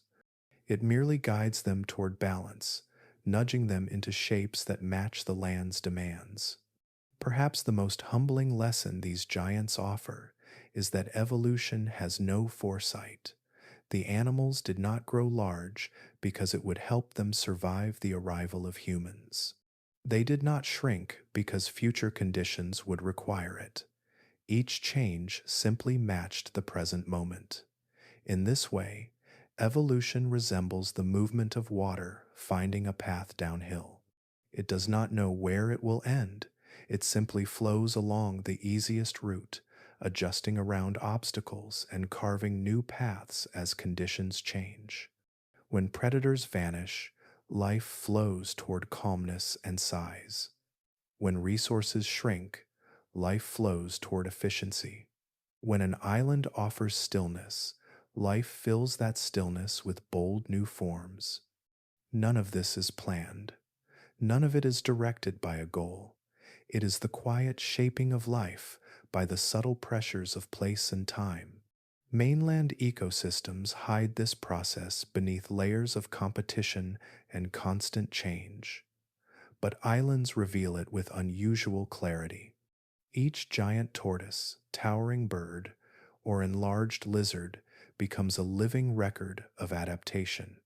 Their bodies reflect the thousands of small decisions made by nature, decisions not driven by vision, but by survival in the moment. Through these island giants, we see evolution for what it truly is.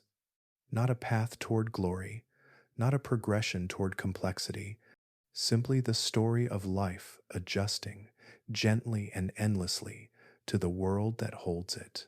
Even in the present day, long after many of the island giants of the past have vanished into the ground beneath ancient soils, the quiet forces that shape them have not gone still. Evolution has never paused.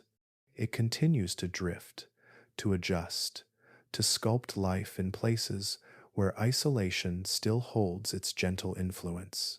Modern islands, scattered across oceans large and small, remain living studios where change unfolds slowly but unmistakably. Creatures alive today carry the same subtle pressures that guided their ancestors, and they continue to shift in response to the worlds they inhabit.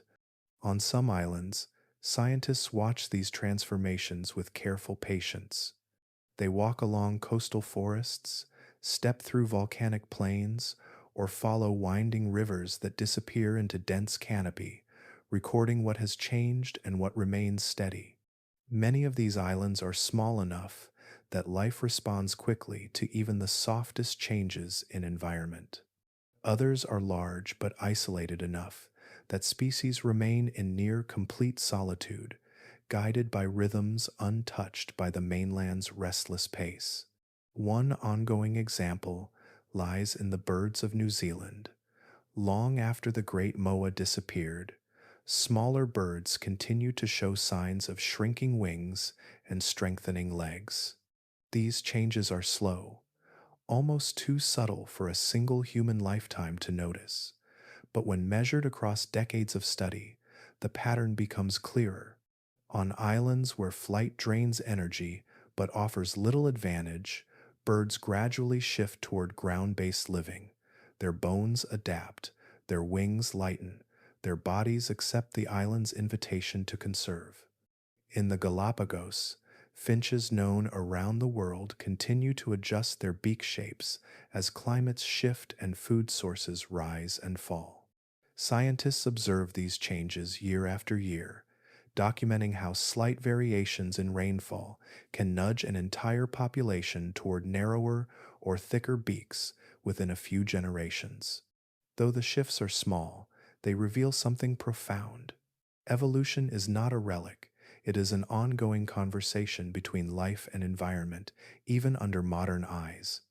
On islands near Southeast Asia, certain lizards are quietly growing larger, echoing the same path their ancient relatives once walked. These reptiles take advantage of stable temperatures and reliable insects, allowing their bodies to drift toward heavier forms. Young lizards born today are not dramatically different from their parents, but the long arc of change is visible when fossils and historical records are compared to modern measurements. Even mammals continue to follow these ancient patterns.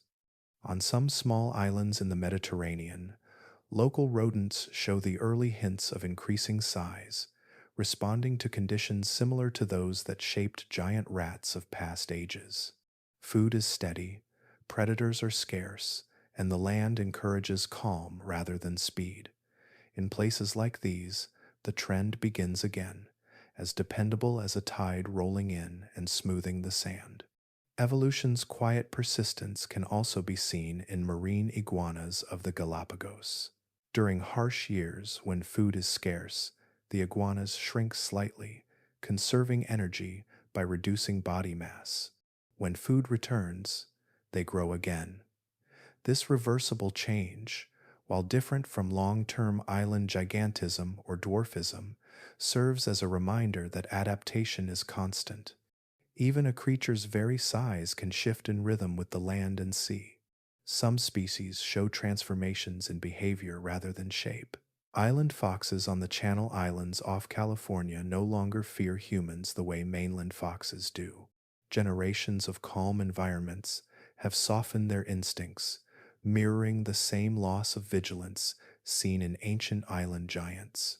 Though their bodies have not changed dramatically yet, behavior often shifts first, setting the stage for deeper transformations over long stretches of time. These ongoing changes reveal that island evolution is not a story locked in the past. It is a continuous process, unfolding in real time. The same pressures that once shaped giant tortoises, towering birds, and heavy lizards still guide life today. Isolation still molds species slowly, turning familiar shapes into something new, something that fits the boundaries of each island with quiet precision. As long as there are islands in the world, evolution will keep carving its gentle lines across the creatures that call them home. The process does not rush. It does not pause. It moves with the steady patience of waves smoothing stone, of roots reshaping soil, of seasons returning in endless cycles. Life grows, shrinks, adjusts, and experiments, repeating the same patterns that began long before humans walked the edges of these shores. In this way, island evolution continues to whisper the same enduring truth. Change is always happening, even when it moves too slowly for us to notice at first glance. Across many islands, the weather does not swing wildly from season to season. Storms may come, and dry periods may settle for a time, but compared to the shifting climates of vast continents, island environments often move with a gentler rhythm. Temperatures stay mild. Rainfall follows familiar patterns. The air and soil hold steady across long stretches of years. This stability creates a quiet stage on which evolution can take its time, shaping bodies not through sharp demands, but through slow and steady pressure. It is within this calm that many island creatures drift toward new sizes, either swelling into giants or folding themselves into smaller, more efficient forms. Stable climates encourage these changes for a simple reason. When the world around an animal is predictable, there is less urgency to adapt quickly. Life does not need to invent sudden solutions or abandon old strategies. Instead, it drifts, adjusting in small degrees that accumulate across thousands of generations. With no harsh winters to endure, no sweeping droughts threatening survival, and no sudden freezes demanding new behaviors, evolution can focus on the long game. Traits that allow for steady growth become more important than those built for rapid response. On continents, many animals must be ready for anything. Seasons may bring scorching heat one year and bitter cold the next. Rain may disappear without warning. Food may shift in availability as migrating herds come and go. These fluctuations reward flexibility, speed, and adaptability. But islands, particularly those lying in warm latitudes, offer a softer backdrop. Food sources grow in familiar cycles. Temperature shifts feel more like gentle breaths than jolting shocks. Small animals can spread their energy across growth rather than storing it for sudden emergencies. Large animals can trust that their environment will not turn against them without warning. This consistent calm allows species to explore body sizes that might be too risky elsewhere. A rodent that grows larger on an island does not need to worry about surviving long winters when food becomes scarce. A lizard that increases in size does not face freezing nights that could threaten a body built for warmth. A tortoise developing a slow and steady rhythm of life does so in an environment that rarely forces quick movement or sudden changes in behavior. Even shrinking follows this logic.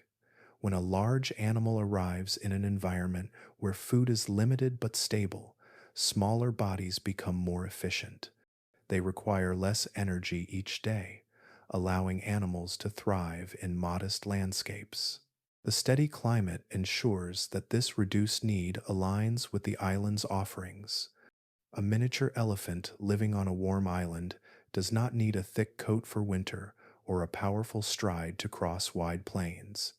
The land remains constant enough that a small, careful body becomes the perfect fit. With less need for rapid adaptation, animals can invest in long lives, slow reproduction, and patient growth. These traits often lead to dramatic changes in body size because stability rewards consistency rather than sudden shifts. A species that grows a little larger each generation or a little smaller does not face abrupt environmental pressures that interrupt the process. Instead, each generation adds gently to the transformation. The island becomes a canvas where evolution paints slowly, layer upon layer, until the creature finds a form that matches the land's quiet offerings. This consistency also softens the sharp edges of survival. Animals do not need to compete fiercely for fleeting resources.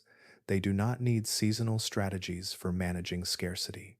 They do not need bodies built for emergency action. In this relaxed rhythm, growth becomes a natural response. A bigger body helps store energy. A smaller body helps conserve it. Both paths are valid, guided not by crisis, but by long-term balance. When scientists observe islands with stable climates, they often find the clearest examples of size change. The patterns unfold cleanly because the environment holds steady, allowing evolution to follow a focused direction. This makes islands powerful windows into the workings of natural selection. They reveal how deeply climate shapes life, not through dramatic upheaval, but through the soft, unbroken passage of days that resemble one another. In the end, climate stability does more than support life. It nurtures possibility. It gives species the time and space to drift into new forms, to grow beyond the limits of their ancestors, or to contract into delicate versions of themselves. It allows evolution to stretch its story across centuries, writing change into bodies that have learned to trust the land beneath them. Across the scattered islands of the world, where life settles into small pockets of land surrounded by wide water, evolution gains a new texture. Here, the shaping of species is not only guided by climate, predators, or food, it is also guided by chance itself. In these enclosed spaces, populations often remain small, sometimes just a few dozen animals, sometimes only a handful. And when numbers are low, even the gentlest roll of randomness can echo across generations. This quiet force is known as genetic drift, and on islands it becomes one of the most powerful sculptors of life. Genetic drift begins with something simple. Each generation differs slightly from the one before it. A particular shade of fur, a slight difference in height, a tendency toward calmness or boldness. On continents, where populations are vast and mixed, these small variations often fade into the background. They blend into the larger genetic pool, diluted by the sheer number of animals contributing their traits. But on islands, where only a few individuals shape the next generation, small variations can become defining features. Imagine an island where a group of tiny mammals arrives after drifting across the water on a raft of roots and branches. If only a few survive the journey, the traits they carry become the foundation of the entire population. Perhaps these first survivors are slightly larger than the mainland average, or perhaps their coats are a little lighter. These traits were not chosen by the environment, and they offer no particular advantage. They simply happen to be present. As the generations unfold, these early details drift into permanence. Over centuries, they become a signature of the island's creatures. In the calm of island life, where predators are scarce and conditions change slowly, random shifts can accumulate without interruption. A heavier body might appear in one generation simply by chance. A shorter tail might arise in another.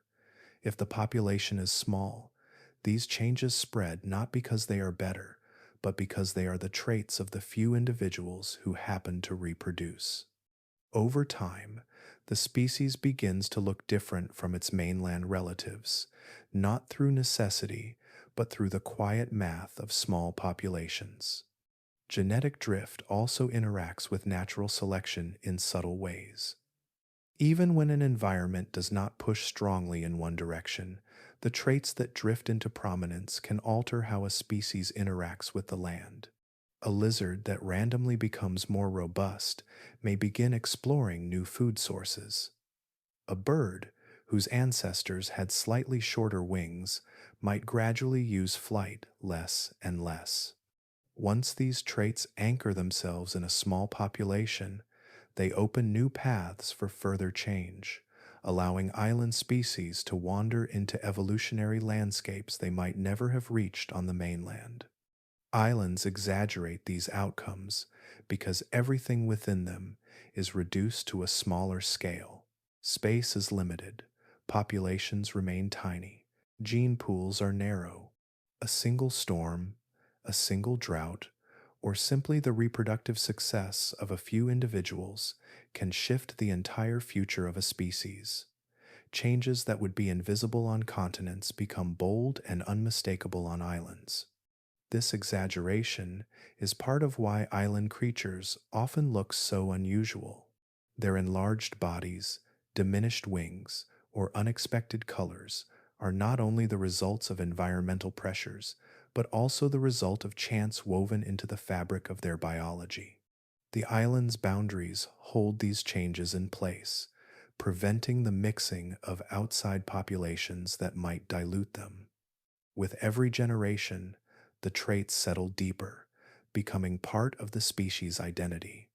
In the quiet isolation of these small worlds, evolution becomes a story told not just by necessity, but by probability.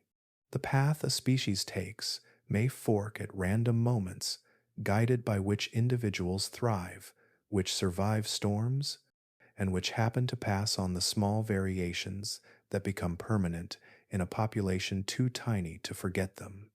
Through this gentle drift, islands remind us that evolution is not always driven by grand pressures. Sometimes it is shaped by the soft roll of chance, amplified by the silence of isolation, until even the smallest detail becomes a defining feature of life. Across the vast continents of Earth, life moves in intersecting currents. Creatures do not exist in quiet pockets the way they do on islands. They share space with countless others, all rising and falling in their own rhythms of hunger, movement, and survival.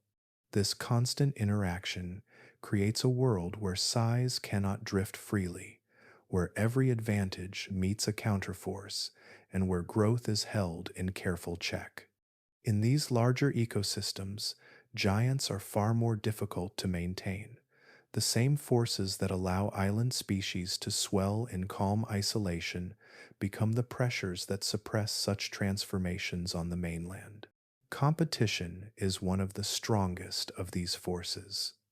On continents, food rarely sits untouched. If a seed falls, a dozen species may claim it. If a patch of vegetation grows lush, herds of many kinds may graze there. Even scavengers face rivals on all sides. In this crowded environment, a creature that grows larger must be able to eat more, move farther, and defend its space against others seeking the same resources. Size alone is not enough. A giant body that cannot outrun its competitors or secure its food quickly becomes a burden. This prevents many mainland species from growing beyond a certain point.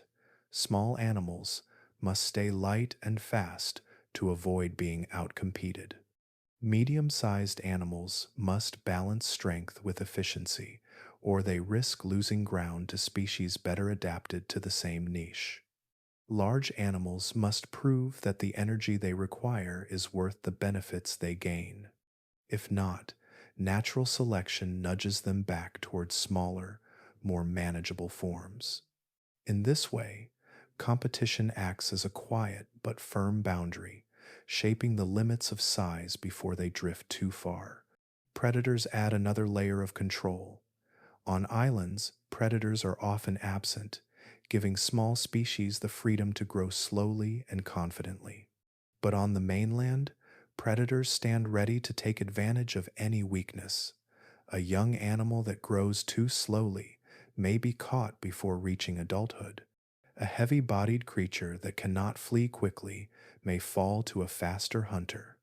Even giants like mammoths or rhinoceroses once lived under constant pressure from large carnivores. Their size helped them survive, but it also forced them to remain vigilant, strong, and well adapted. Any drift toward unnecessary mass or slower movement could invite danger. Predators enforce limits by ensuring that only creatures capable of efficient growth, strong defenses, or coordinated group behavior can survive into the next generation. This pressure keeps body sizes from wandering into extremes. It trims away traits that islands might allow to flourish. On continents, fear has a long reach, shaping not only how animals behave, but how they evolve. Balance remains tighter on the mainland because every species is woven into a wide network of interactions. If one herbivore grows too large and consumes too much vegetation, plant communities shift, affecting dozens of other animals. If one predator grows oversized and dominates its territory, prey populations may collapse, which in turn harms the predator itself. In these vast ecosystems, everything leans on something else. A runaway change in one species threatens the balance of many. Evolution here must find equilibrium, not expansion. The land itself often reinforces these limits. Migration routes stretch across entire regions, requiring endurance rather than bulk. Seasonal changes demand flexibility in diet and movement. Harsh winters or droughts test the efficiency of large bodies, which require constant fuel to survive. Only a few species can meet these demands, and their size becomes part of a finely tuned compromise rather than an unchecked drift. The giants that do appear on the mainland, such as elephants, bison, or great apes, survive not because they escape these pressures, but because they balance them. Their bodies exist at the edge of what the ecosystem can support. Any larger, and their needs would outstrip what the land can give. Any smaller, and they might lose the advantages their size provides. On islands, life can stretch into shapes that feel dreamy, experimental, and rare. But on continents, evolution must navigate a more crowded, competitive, and carefully balanced world. Here, size grows only as far as the land and its many inhabitants allow. And through this, the mainland preserves a harmony that keeps every species in quiet conversation with the rest of the ecosystem, holding giants in check while allowing diversity to thrive. Across many islands, life grows within boundaries that feel steady and measured. The landscape offers only what it can, and species tend to settle into shapes that match those limits. Yet, even in these quiet places, balance is delicate. It can shift slowly, almost invisibly, until one day the system leans farther than it can support. Sometimes, giants that once fit comfortably into their world begin to push those boundaries. Their size, which evolved in peace and predictability, can become a weight the ecosystem struggles to hold. This moment, when the balance tips too far, is known as ecological overshoot. It happens when a species grows beyond what its environment can reliably sustain. Overshoot is not always dramatic at first. It may begin with a few more mouths to feed than the land can support. It may unfold through seasons when plants grow just a little slower or when rainfall arrives a little later. In these slow shifts, island ecosystems start to feel the strain. Giants, especially those shaped by thousands of years of safety, can unintentionally destabilize their surroundings. Their size gives them access to a wide range of food that smaller species cannot reach. Their strength allows them to move through dense vegetation, pressing paths that others follow. Their appetites, steady and predictable, can reshape the land. Over time, if the population grows too quickly or the environment shifts even slightly, these giants may consume more than the landscape can renew. Imagine a giant tortoise eating a patch of vegetation that once required months to grow back. When populations were small, the land had time to recover between feedings.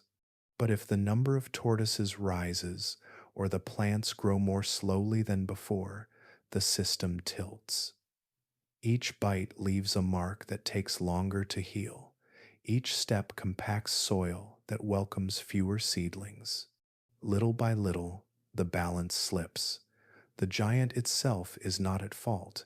It simply continues the gentle habits of its lineage. But the ecosystem begins to bear a weight it did not carry before. Birds that lost the ability to fly face similar challenges.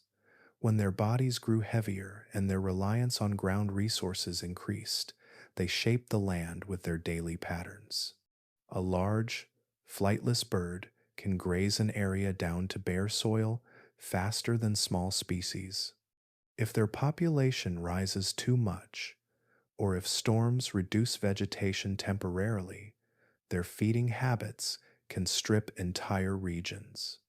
In the past, the land could recover, but when changes come faster than renewal, the harmony between species and environment weakens. Lizards and reptiles that become dominant predators can also shift the balance. An enlarged reptile might eat more than the insect population can replenish. If one prey species declines, others may surge unchecked, upsetting plant communities that relied on gentle grazing or natural insect control. Even creatures moving slowly across the landscape can trigger broad changes when their size amplifies their influence. These giants do not intend to disrupt the land. Evolution does not plan ahead or account for future strain. Growth happens because the environment once allowed it. But when conditions shift, the same traits that were once beneficial become risks. Without predators to limit populations, without competition to redistribute resources, and without large migratory spaces to relieve pressure, island species can sometimes exceed the quiet limits that held them in balance. Overshoot is subtle on islands. It does not always appear as sudden collapse. It may show itself through thinning patches of vegetation, through soil that erodes more easily, or through smaller animals retreating into tighter spaces. Eventually, the giants themselves struggle. Their food becomes scarce. Their once stable territories shrink. The island, which shaped them with such patience, begins to withdraw its support. In the end, Overshoot reveals how finely tuned island ecosystems truly are.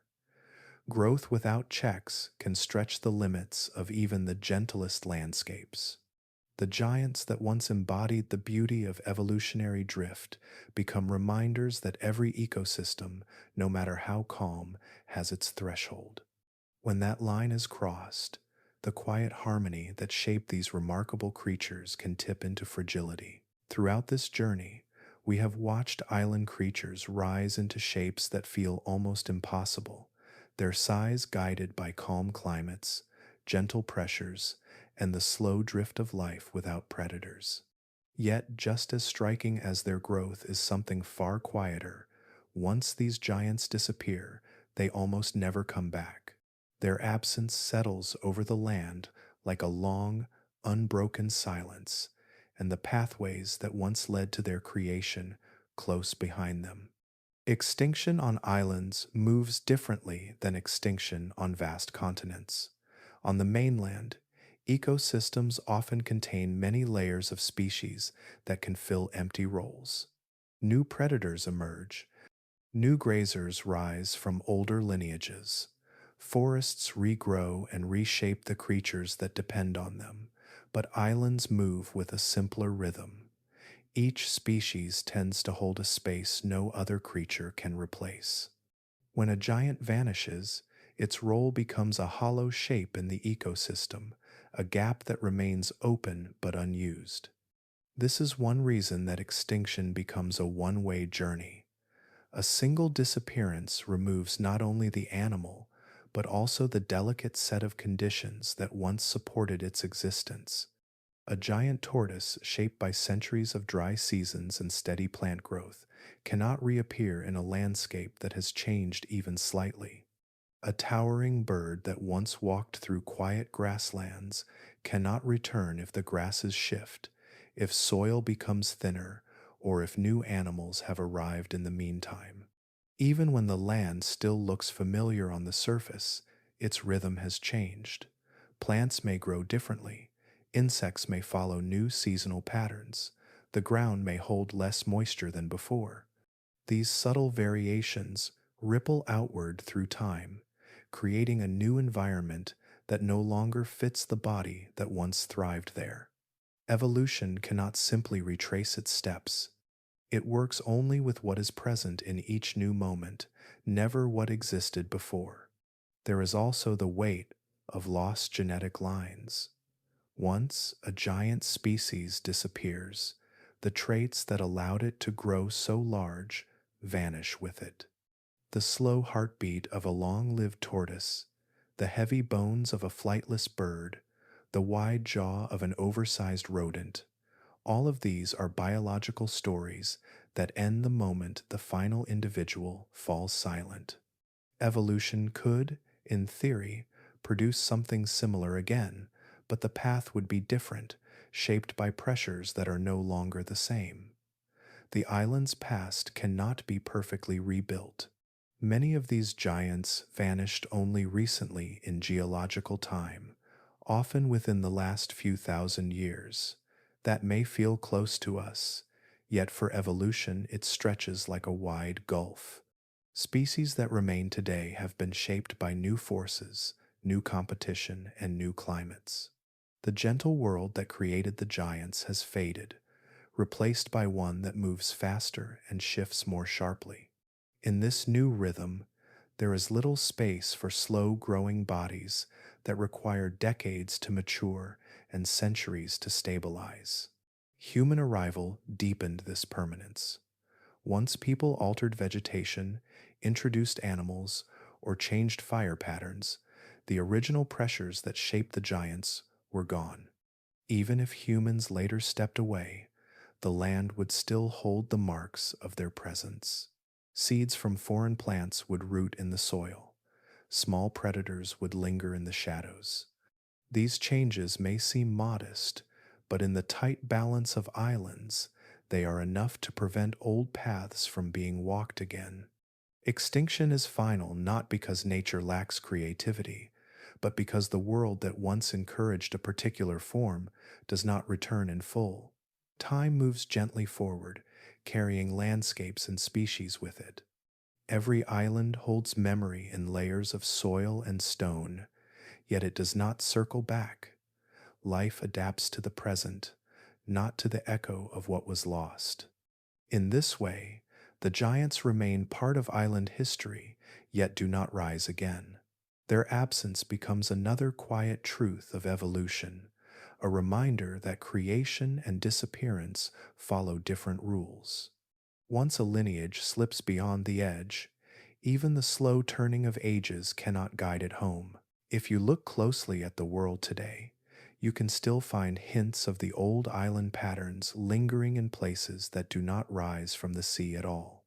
They unfold in forests, split by long roads, in valleys surrounded by farms, in mountain tops separated by warm lowlands, and even in city parks where small animals live within patches of green they seldom leave. These are not islands shaped by waves and tides, yet they share the same quiet conditions that once guided life on distant shores. Habitat breaks into smaller pieces, populations shrink, movement slows, and isolation begins to weave its gentle, familiar threads. When an ecosystem becomes fragmented, the animals within it often face boundaries that feel just as final as salt water. A field that stretches toward the horizon can stop a tiny mammal that fears open spaces. A busy road can divide insects whose flight stays low to the ground. A cluster of buildings can box in reptiles that need warmth and shelter. These barriers form human-made islands. They are scattered everywhere, though many are small enough to overlook. Yet for the creatures that inhabit them, they feel complete. In these quiet pockets, evolution continues with the same patience found on true islands. A group of animals becomes separated from its relatives elsewhere. They adapt to the food that grows in this particular corner of the world. They adjust to the temperature, the soil, the presence or absence of predators. With each generation, subtle differences begin to accumulate. Bodies shift in size or shape. Behaviors become more specialized. The rhythm of life bends gently toward whatever pressures remain. Some of the earliest modern signs of this can be seen in fragmented forests, where small mammals begin to grow slightly heavier or lighter depending on the resources available. In mountain ranges, certain birds evolve shorter wings that suit the small patches of trees where they now live. Even amphibians, sensitive to every detail of their surroundings, show patterns of genetic drift where ponds have become more isolated over time. These changes are not dramatic. They move like a slow tide, nearly invisible from year to year, but they follow the same rules that once shaped giant rodents, towering birds, and reptiles that dominated their island homes. Human landscapes add another layer to this. Food becomes steady in some places and scarce in others. Predators may vanish entirely in certain neighborhoods, but remain abundant nearby. The pressures that guide evolution are uneven, sometimes gentle, sometimes abrupt. Yet in places with little disturbance and limited movement, the old island story repeats itself with surprising clarity. A creature grows slightly larger when it no longer needs to flee. Another shrinks when food is unpredictable. A third begins to specialize in a single kind of plant or insect, narrowing its world to something that matches the boundaries around it. Cities, too, hold their own versions of isolated environments. Rooftop gardens, fenced community parks, and abandoned lots become small ecosystems where insects and birds adapt quickly. Some species begin to prefer these areas, finding refuge in their consistent shelter and warmth. In these man-made islands, evolution can move even faster than it once did on remote shores. Urban life creates strong and simple pressures. Those pressures can shape a lineage within only a handful of generations. If isolation were to deepen in the future, whether through climate changes, rising seas, or expanding human development, these patterns would grow stronger. Species would drift further apart in their genetics and in their bodies. Forests would hold their own quiet experiments. Grasslands would develop distinct populations separated by long stretches of cultivated land. Even coastal regions might see familiar animals begin to change, not toward giant forms necessarily, but toward whatever shapes fit their new limits. Evolution never pauses. It listens to the world as it is in each moment, adjusting life with a patient hand. If isolation returned on a larger scale, the earth would simply continue its work. New sizes would emerge, new behaviors would settle in, and the landscapes around us would once again become places where familiar creatures shift into unfamiliar forms, following paths shaped not by intent, but by quiet necessity. There comes a moment, after traveling through so many islands and so many shapes of life, when the pattern begins to reveal itself with a clarity that is soft rather than sharp, like a tide easing over sand. We have watched small creatures swell into unfamiliar proportions, and large ones shrink into gentle shadows of their mainland kin. We have seen bodies lengthen, wings fade, shells thicken, jaws widen, and instincts soften. Yet through every transformation, a quiet truth has waited beneath the surface, steady and patient. Islands do not create monsters. They simply remove the boundaries that once held life in place. On broad continents, animals live within a crowded web of rivals, hunters, dangers, and constant movement. Each creature must contend with many others, adjusting itself to survive the ever-shifting pressures around it. But on islands, that web thins until it becomes something simpler, almost serene. Predators are rare, competitors are few. Resources move in slow rhythms from season to season. When these boundaries fall away, life is free to wander into shapes it never would have dared before. A rodent grows heavier because it no longer runs for its life at every sound. A bird lays aside the sky because the ground offers everything it needs. A tortoise stretches its lifespan across centuries because nothing forces it to hurry. Whether the body grows larger or smaller, stronger or gentler, the change reflects the absence of pressure rather than the presence of something extraordinary. This is why island giants feel both strange and strangely peaceful. Their size is not a burst of ambition or an accident of fortune. It is a quiet drift toward whatever form wastes the least energy and fits the world around them. Evolution moves with patience, sorting through small changes over thousands of years, keeping what works and letting the rest fade. It asks only what is easiest, what is simplest, what allows a species to survive with the least strain.